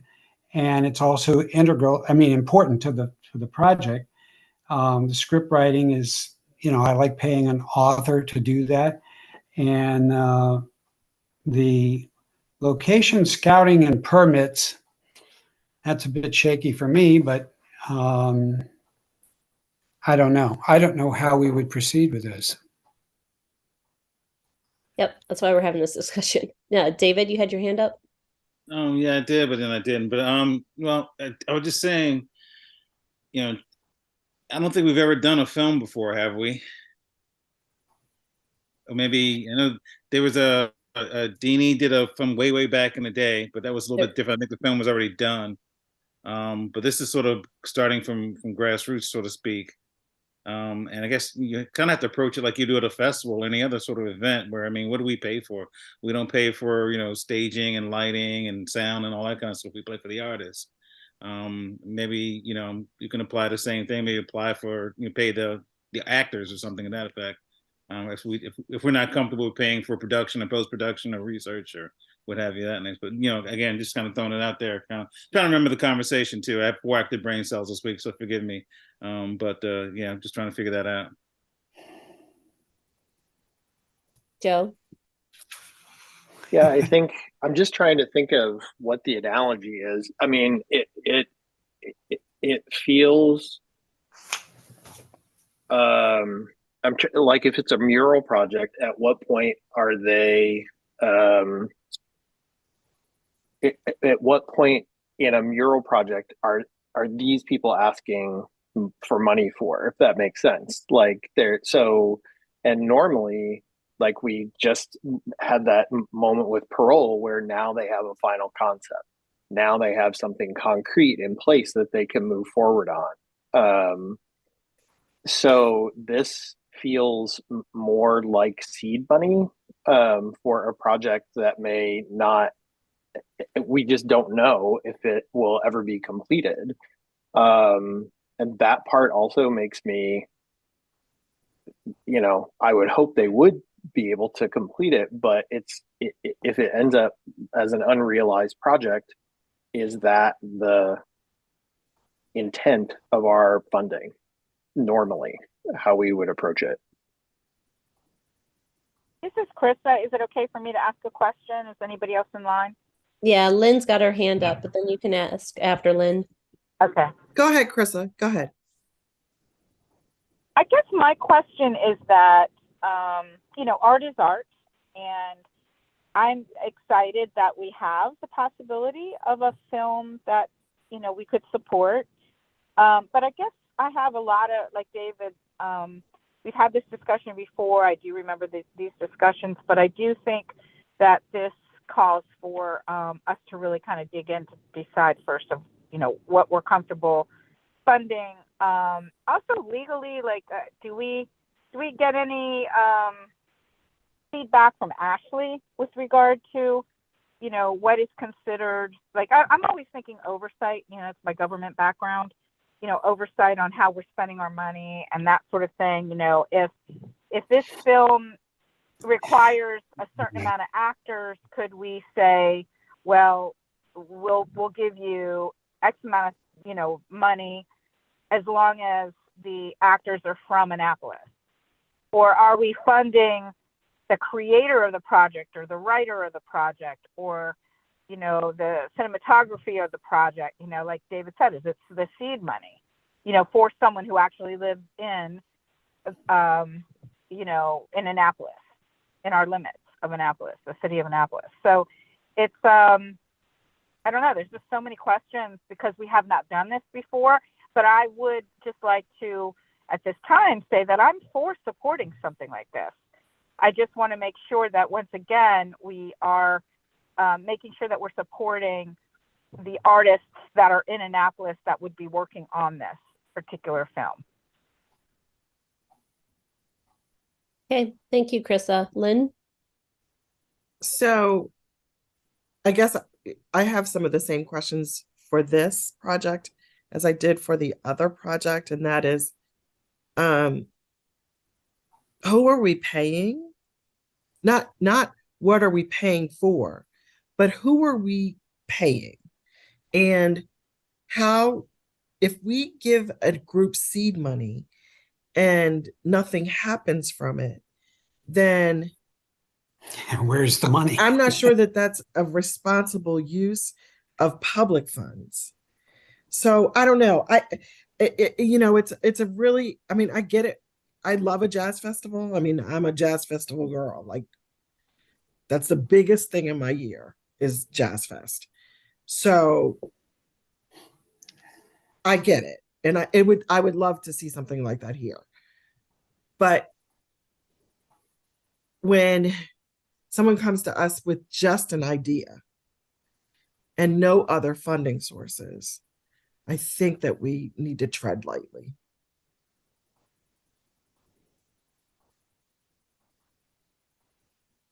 Yeah, so with the film, so we'll go back to the film. We'll discuss the Jazz Festival before we vote. But for the film, I believe it would go to the directors. So Vicky Bruce, I think she does have a nonprofit to do this. But before I get into my thoughts and comments further, I'm going to let Ashley. She's got her hand up. Oh wait, I just have one more question real quick before Ashley jumps in. Did they come to us and do a presentation? Not yet, because we're trying to decide if we are going to have them present. Okay, so this is just a review of the application. Yeah, we Okay. reviewed it once before, but we tabled it because we really weren't sure if we wanted to move forward or not, and we wanted to have more discussion about it at another meeting. So that's what we're doing now. Okay, thank you. Ashley? So yeah, I was just checking the city code. So basically your funding language is written pretty broad for anything that is the advancement of an art.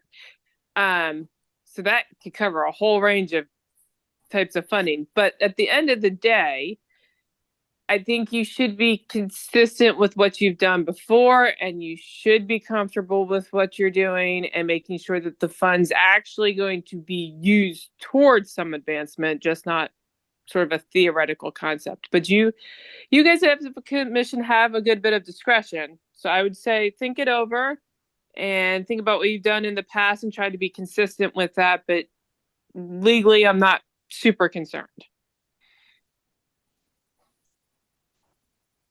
Jim? I think if you look at the next to last page of their presentation, it says other funding sources expected. And that's the clue as to what we should be doing with projects that come to us. In fact, all of them. The Arts Council of Anne Arundel County, the maximum grant is $2,500.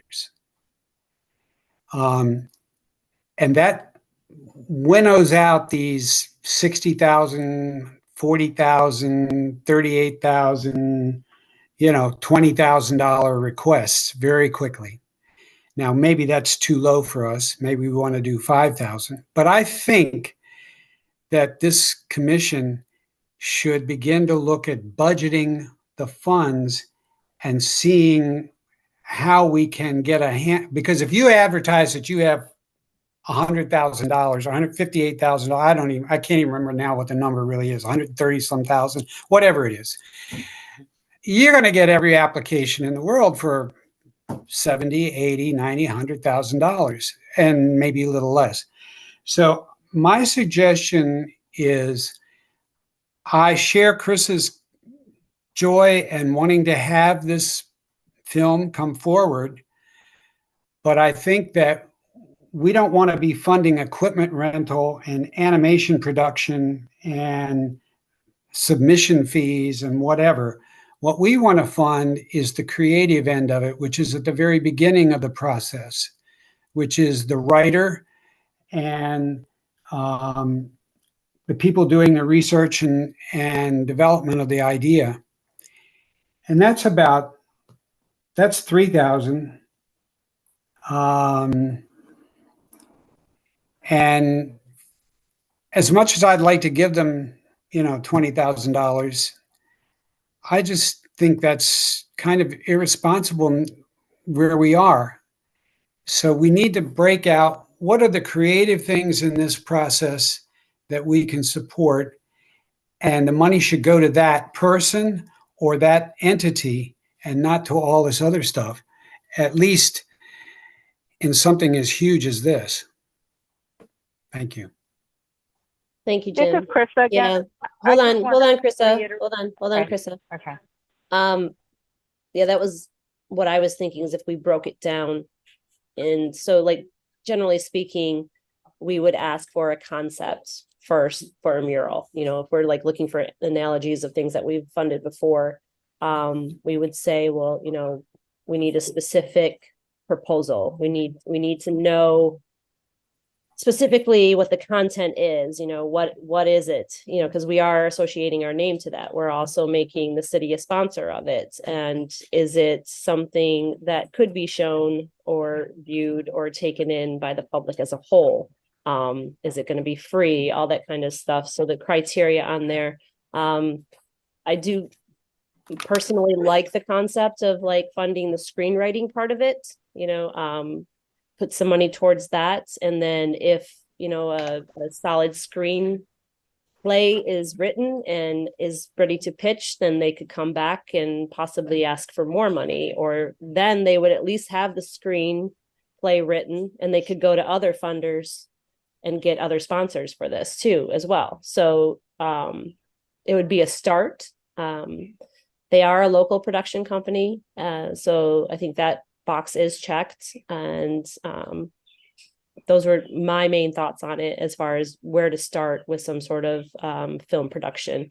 But with film, being from the entertainment industry, there are lots of films that are started that don't finish. It's not really how Vicky works. She normally does finish her productions, but it is something that, you know, I mean, who knows?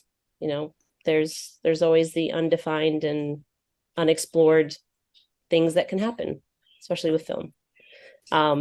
It's why our finance department does not pay for musical events until after they happen, because they might not happen. Something might happen, you know, it might have to get canceled, and then that money's gone and you can't recoup that money. So these are, if we're setting a precedent of what we've done before, these are things that we would have to take into consideration. This is how we've given funding before. Krista, did you still have a comment? Yeah, I second everything that you just said. And I just think we need to have more information moving forward on what the project is, and, you know, more of the parts of what's happening with the project. And yeah, I mean, there's so many creative parts of this that, like you say, can end up on the floor. So not like you said, it's not probably going to happen that way, but yeah, I completely agree. And then the other thing is just to clarify, because I know, you know, Jim was mentioning my name. I am a big promoter of, you know, giving money for things that are going to involve our people in our city. And, you know, if there's a production crew and their staff and the writers, like, are they all going to be from Annapolis, or is this just one writer, one filmmaker, and then that person would get to like bring in whoever that person wants to bring in, wherever they're from, you know, or is this a process of making it all from Annapolis? You know, I don't know. There's just so many unknowns here. Because again, I like our money to go out to support those that are in town creating whatever the medium is. Good. Lynn? My thinking is that maybe we fund something that they wouldn't do until they know the project is going to happen, right? So, for example, hiring the director of photography or the sound engineer or someone like that would mean that they actually are ready to go to production. And so I love the idea. I love Pippin Zatstro. I love that, and you know that, and I highly respect all the folks who directed and produced it. So it would be great to be able to say we supported it once it's done, but we do need to figure out a way to do that without providing seed money, I think.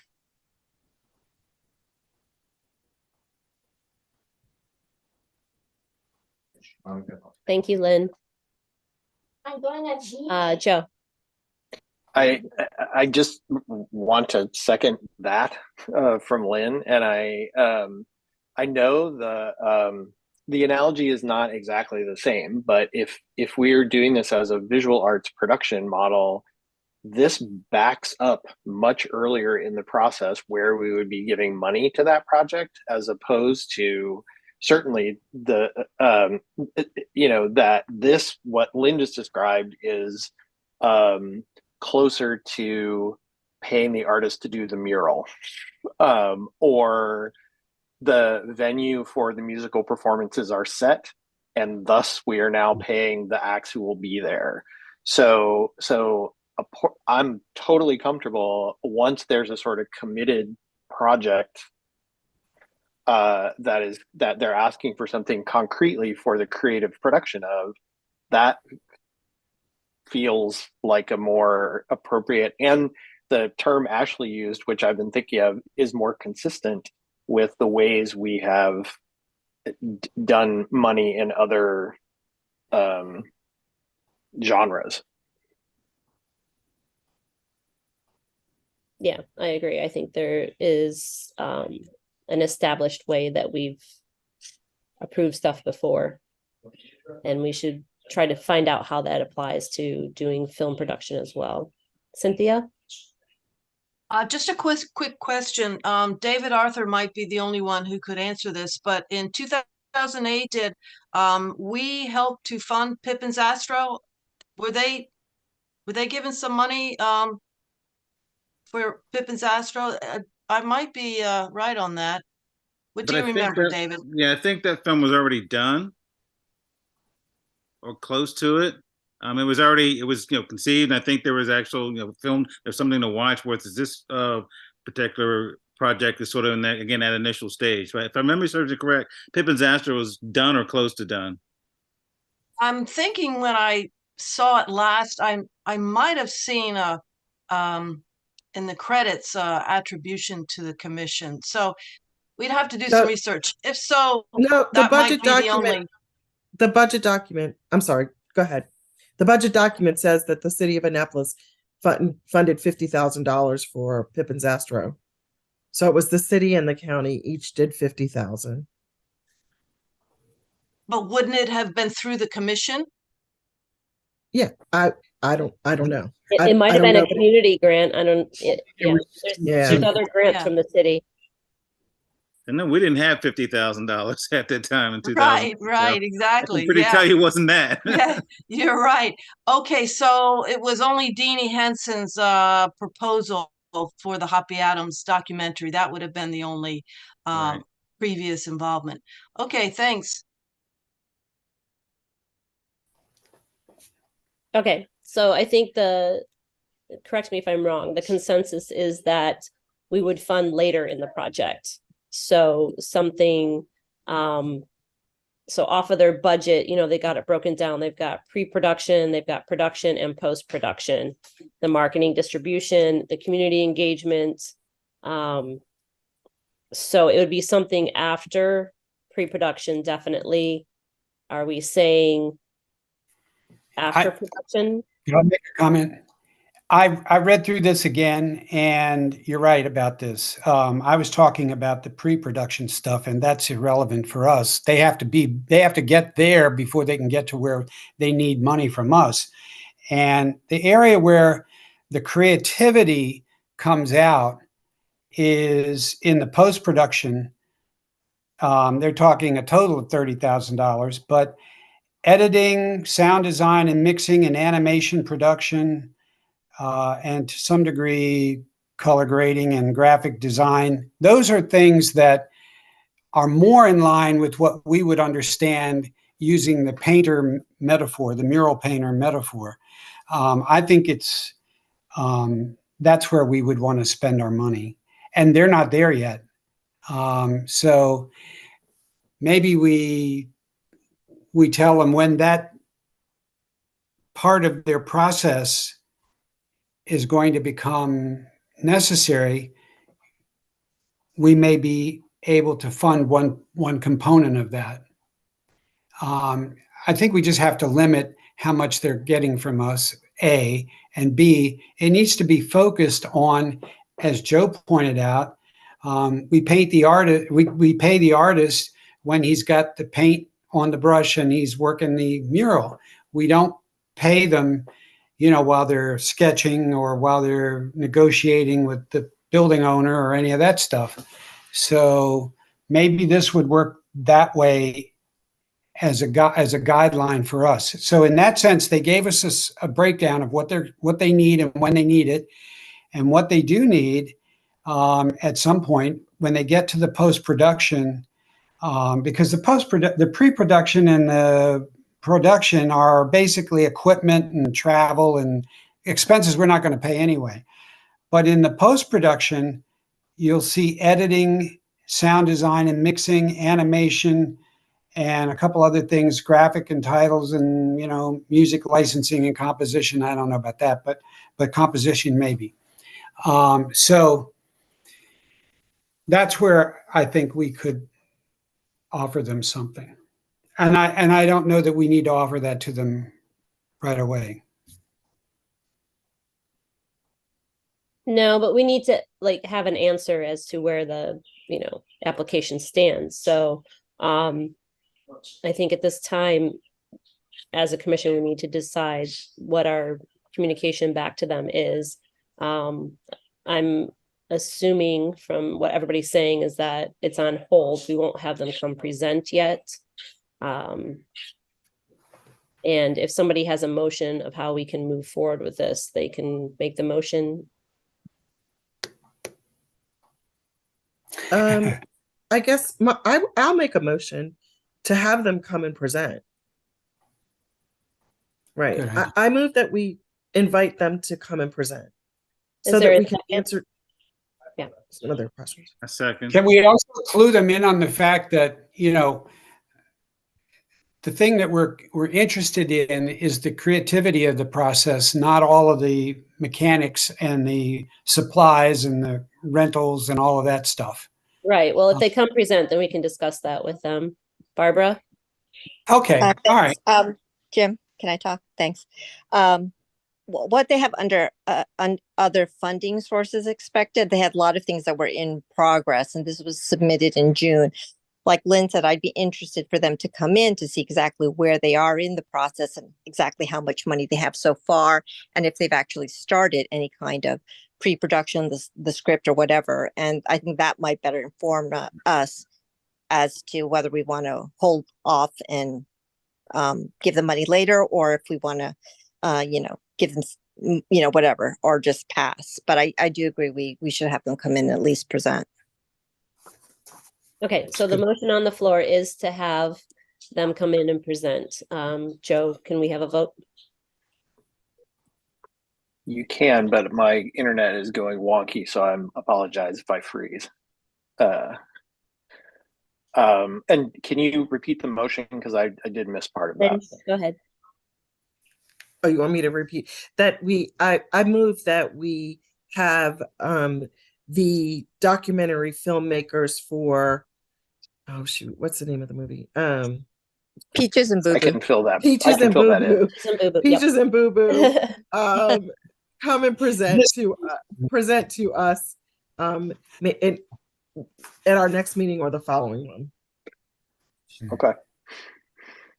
All right. So roll call. Genevieve. Yes. David. Yes. Joe. Yes. Lynn. Yes. Jim. Yes. Cynthia. Yes. Barbara. Yes. And Krista. Yes. Wow. Motion passes unanimous. Fabulous. Okay. I will send them an email and invite them to present. Do we want to do a vote on the Jazz Festival now before we get into Westgate Circle? I would say yes, because honestly, I think we're already having that conversation. Is that a motion, Joe? Yes, I would move that. What am I? Well, but I have to. That we vote. Do I have to specify an amount? Is there a motion on the floor for funding for the Chesapeake Jazz Festival? If you don't have a motion, you don't have to make a motion. Is there a motion on the floor to fund the Chesapeake Jazz Festival? I have cotton mouth, sorry. Cynthia's hand is up. Yes, just a question. I thought that according to our calendar that we voted in November.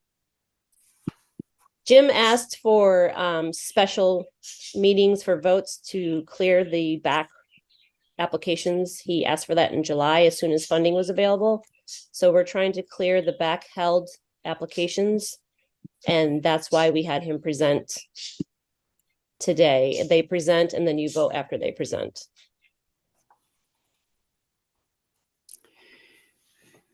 So what are people interested in giving them or not giving them?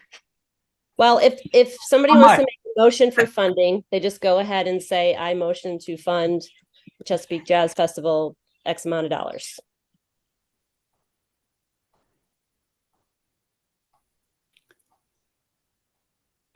Yeah, let's do this. I'll make a motion to fund the Chesapeake Jazz Foundation $5,000. Is there a second? Second. I second it. This is Chris. I second it. Okay, Joe. Are we having a discussion? Do we just? Yeah. Because I missed we part can of that. discuss it. We can discuss it if we like still. There's a motion on the floor Okay. for $5,000 support. It's been seconded. So if there's discussion, we can discuss it. If not, then we go to vote. Okay. Can I add a comment? Go ahead, Krista. I'll just say that the reason why I'm agreeing to support David on his motion is because I'm in favor of the Jazz Fest, day and honoring that. I'm comfortable doing that, and I want to try to support that. I think we do need to have more jazz events and more jazz support in our community, and I'm comfortable doing that. I'd also be comfortable if we have more concrete information about the event. I might be comfortable supporting it in more money down the road. But right now, I'm definitely willing to support it with $5,000. Thank you, Krista. Lynn? I'm not looking at Robert's rules right now, but I want to explain my vote. I am very concerned about funding an individual because that's basically who we would be funding.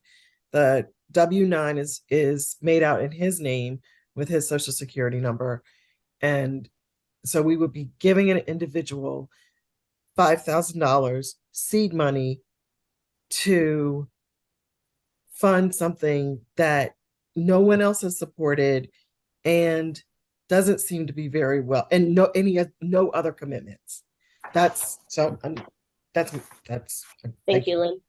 Joe? My concern, I would just echo everything we just said about the documentary film project, which is it feels too early in the process, or the asking for money in a way that is for pre-production, essentially, and particularly around musical performances. That would be, in my tenure on the committee, fairly unprecedented thing to do. Thank you, Joe. Jim? In the application, it stipulates artist fees. So we would have to, whatever the amount is, or we may not do it, but that would not mean that he would be receiving the money. It would be going to the individual artist. Isn't that the way we do that? David's nodding yes, and I thought that's what we do. We That pay is- the artist. Yeah, so for like Old Fourth Ward Unity Day, we have her send in, well, we have the band send in the invoices individually and we pay them. So Okay. so again, this is, if the event doesn't happen, then there's no invoices. If the event happens, then there's invoices. So there is a little safety measure there with us on how we operate with our payouts. And if we give them $5,000, or what did we say, $5,000 now, and it turns out it develops into a big festival, or a nice festival or whatever, we're not allowed to give any more after that. That's not true. So after the fiscal year, they could apply again for more funds. Oh, okay. All right. Okay. So can we amend the motion? If you'd like to, what's your To- amendment? Suggest an amendment. Yeah, so I suggest that we amend the motion, thank you, to give them $5,000 to pay for the artist's performance. That we're clear on, what we're paying for. Are you good with that, David? So I was going to amend, actually, that was my sort of point. I wanted to amend my motion to maybe pay, can we stipulate this for the local artists? Since that's in our contract anyway, money to go Okay. towards local artists. And again, Yep, and I we don't second have that. to pay them I until second they that. perform. So if they don't perform, then the money stays in our budget. So that was going to be my amendment. So that is my motion. Yep, Okay. I So there's second two- that. two I second amendments. that motion. Okay, so he amended the first motion that was on the floor and Krista seconded the amended motion. So. Yep. Okay, so the motion on the floor is to fund the Chesapeake Jazz Festival, $5,000 for the local artist fees. Correct. Okay, and Krista seconded that. All right, Joe, let's have a vote.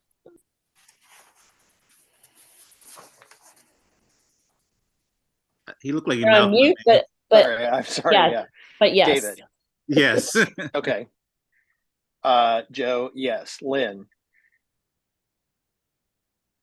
Oops. Yes. Jim.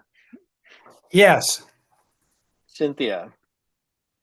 Yes, what about Jazz Mosaic? Who? What about Jazz Mosaic gonna play? Oh, No, we're not invited, Cynthia. Cool. It's a conflict of interest. Let's keep voting. Stop, Yeah. stop. Barbara. Yes. Krista. Yes. Motion passes unanimous. Okay, thank you, everyone.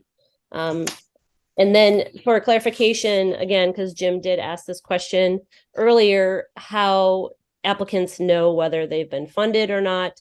Joe sends out notice of decisions to the artists. Those notice of decisions also go to finance department, so they know that there are funds that will come in with an invoice eventually, that this is how we have voted and this is the procedure. So Good. okay, thank you, everyone. So now for the Westgate Circle update. I just lost it. Hold on a second. I had it in front of me. There we go. It is down to 3 finalists, and that is based off of their qualifications. It's not proposals. So what happens now is the 3 finalists will present, they will create proposals, and they have November. And then at our meeting in November, those proposals, the final proposals, will be revealed to the commission and the public. They'll be published as well, so the public has 30 days to comment on them. Those proposals then are presented to us in December by the finalists, and the commission takes into consideration the comments from the city and the public, as well as our own comments on the proposals, and then a vote will happen in December. Lynn? So we did a request for qualifications, Correct. and someone who determined whether or not they were qualified? And Oh, did, yep. was that a subcommittee of our, or, you So know?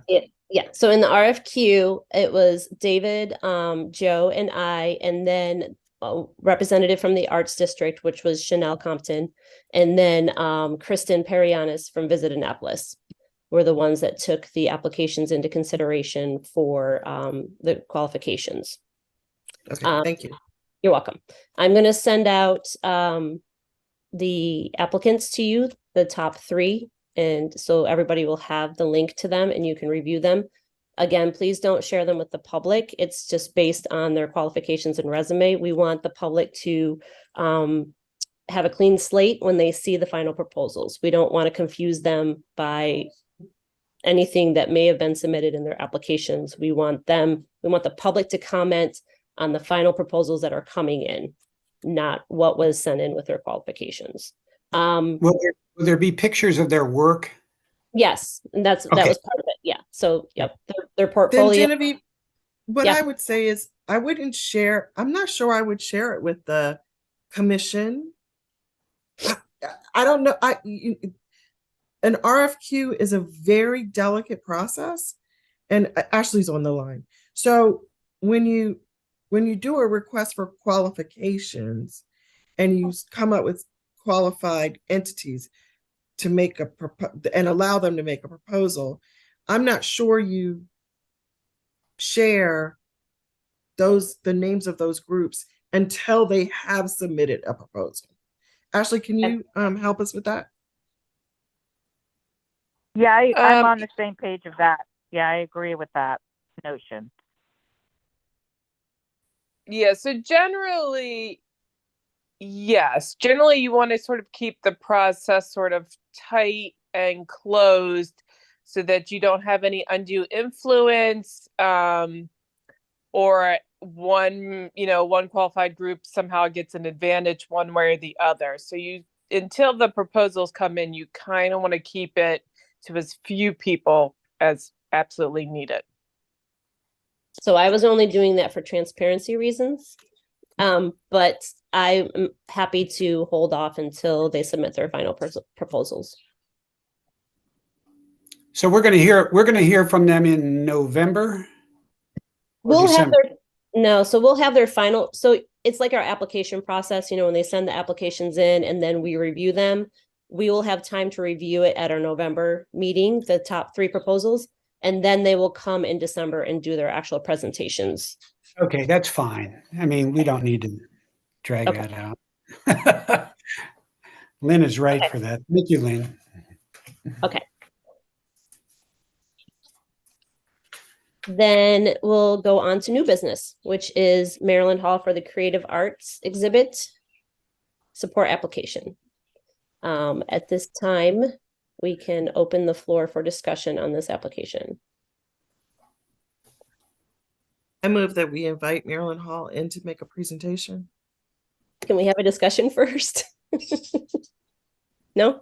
All right, well, there's a motion. We can, yes, but I make the motion. Okay. There's a motion. I don't know if there's a second, and then we should have the discussion. So Lynn made the motion to have them come present.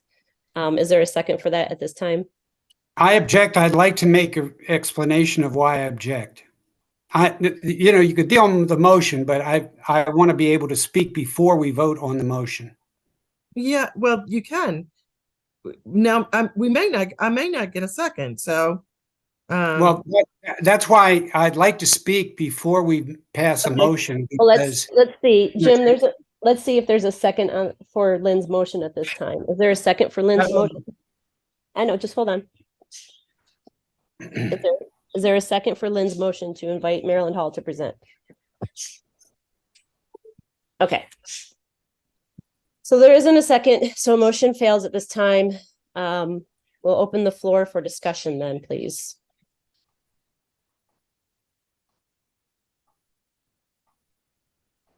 May I speak? Yeah, go ahead, Jim. Sorry. That's all right. That's all right. I looked at the application, which is not dated, so we don't know when it exactly was submitted. And the second part was What they're asking us to do is ridiculous. They're asking us to pay the trash haulers to haul out the whatever the exhibit was. And that's ridiculous. It would be, if you read their proposal, it's basically to dismantle the exhibition. I don't mind our funding the setting up of a exhibition or, helping create the exhibition, but no, not dismantle the exhibition and then have it hauled away. That I think is really wrong. So a little It's only background. removal. We're only funding the removal of the exhibition. I hear, not- I hear, Jim. I But hear Jim, you. I think that was an Jim. insult to say, and I think you owe them an apology publicly that you said that it's going to be hauled out to the trash bin because it's artwork. And so it will not be hauled out to the trash bin. But it's still being just dismantled, and that's all we're paying for. And I'm that's just wrong. speaking to the fact that you said it was going to be hauled out to I the trash bin. apologize for being a little curt about it, but it's being hauled away, and we shouldn't be paying for that. Okay, so let me give a little background on this exhibit. The exhibit actually has been curated already and is installed on November 10th. Per our operations, our vote wouldn't be until the end of November. So it would be for any events occurring after our vote. And I think at that point, it's basically the dismantle of the exhibit. I know at this time, according to the application, in the email that it was forwarded to us, it said that they haven't received any additional funding. So that is why they've come to us to try to get funding to support the artists exhibiting at Maryland Hall. So just that's why it's listed like that, Jim. It's not because they think, I don't know, whatever you think it is that they think that we're here for, but that is support for the artists in order to, at the end of the exhibition, there is costs ensued by that. And I know Joe could speak to that since he curates and has exhibits and puts them in and takes them down. So just a little background. I'll let the floor go to anybody else that wants to have questions or comments about this application.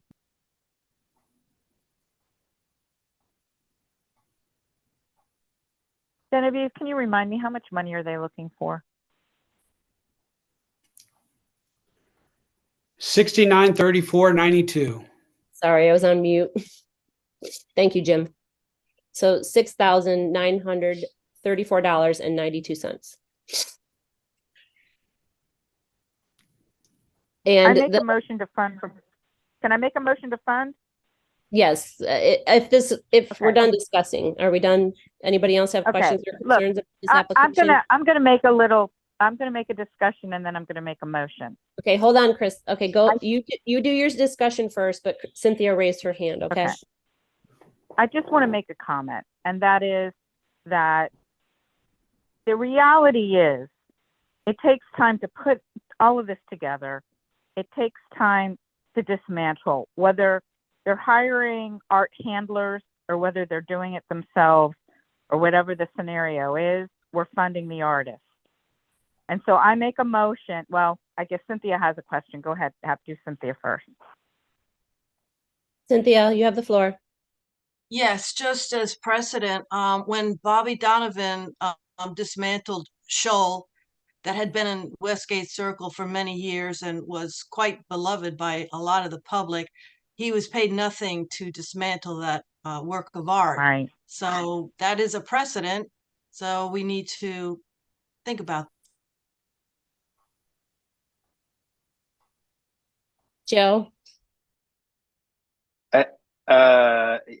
So I'm thinking about this in a couple of ways. And first, Jim, you were more than a little curt. That was just kind of insulting to people who put together curatorial shows and work in the industry. What they're asking for is pretty straightforward stuff. They're asking essentially for a curatorial fee, and they've actually prorated it because the show is already open.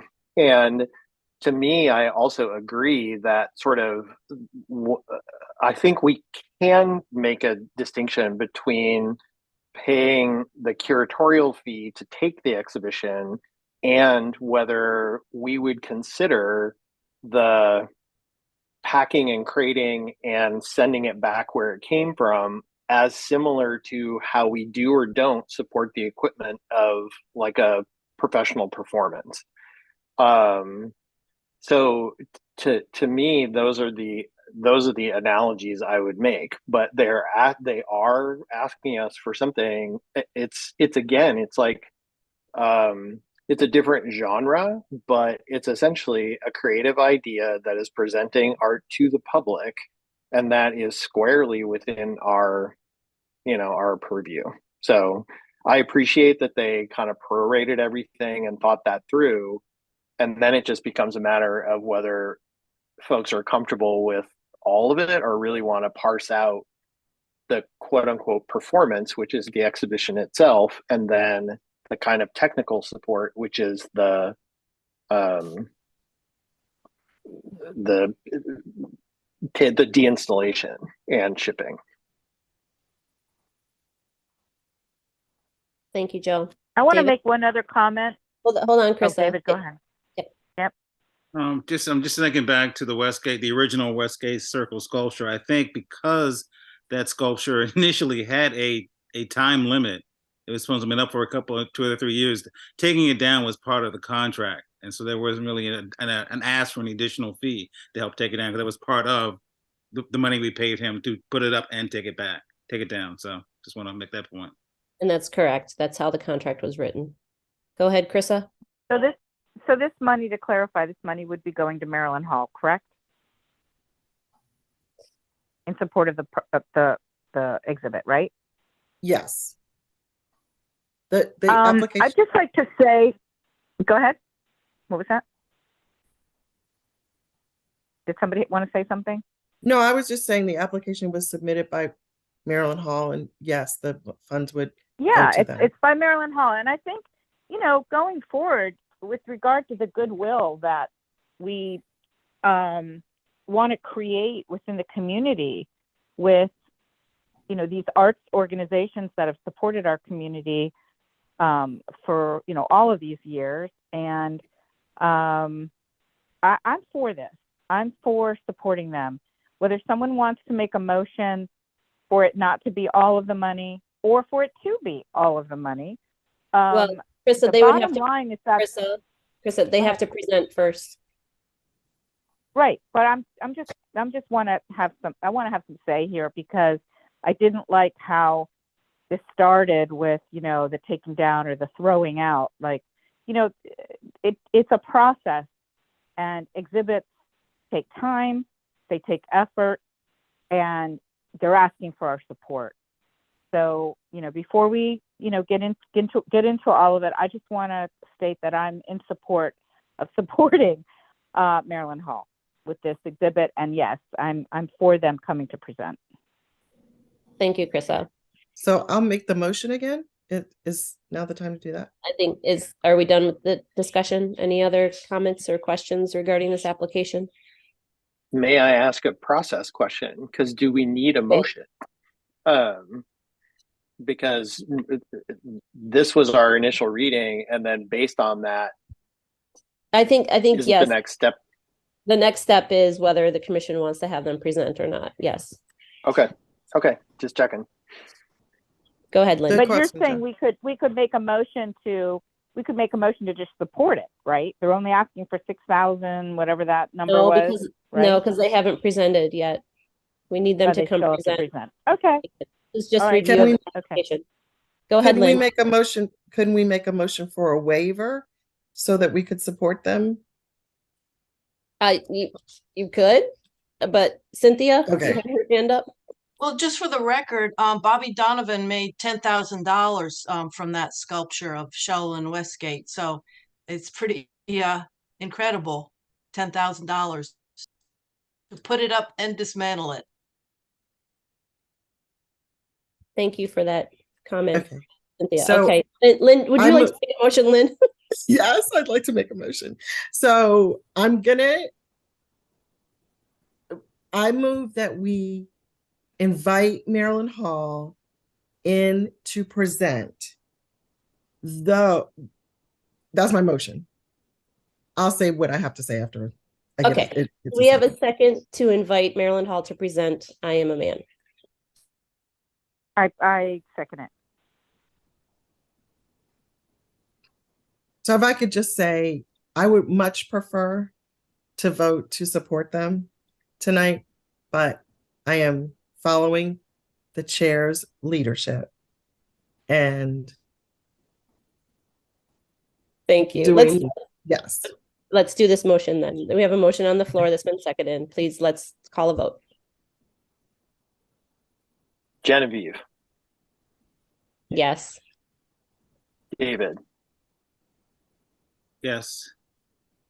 Joe, yes. Lynn, Yes. Jim, Yes, I'm happy to have them come and talk to us. Cynthia, I wish they'd done it earlier, but Yes, I'm looking forward to the presentation. Barbara, Yes. Krista.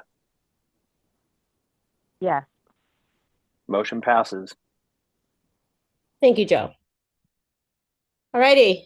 Now we have open discussion. Anybody? I do have one question about the motion we just passed. Seems a little odd that we're having them come in and talk to us about dismantling an art exhibition. Well, they're coming in to present the exhibit. So their whole proposal, they come in to talk to us about the whole kit and caboodle. Okay, that's fine. And any that's- question, and then they're here to answer any questions that we have about it.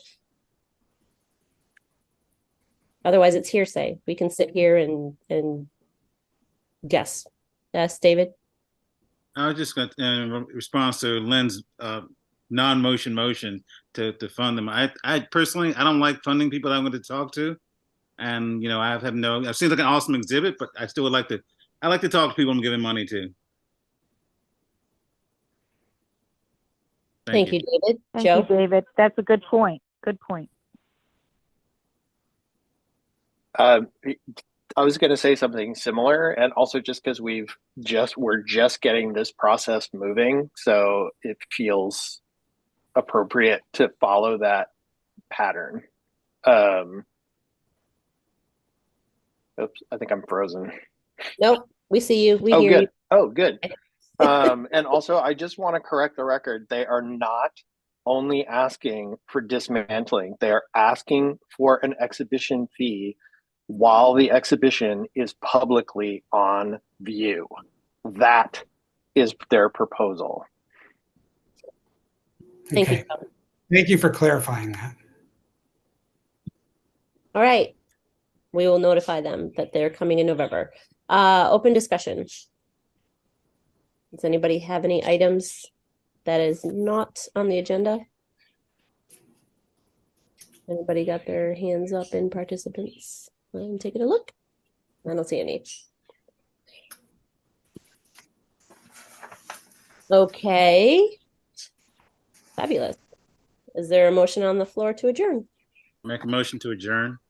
Is there a second? Oh, yeah, I second that one. Okay. All those in favor, say aye. Aye. Aye. All right. Aye. Aye. Thank you, everyone. We'll see you in November.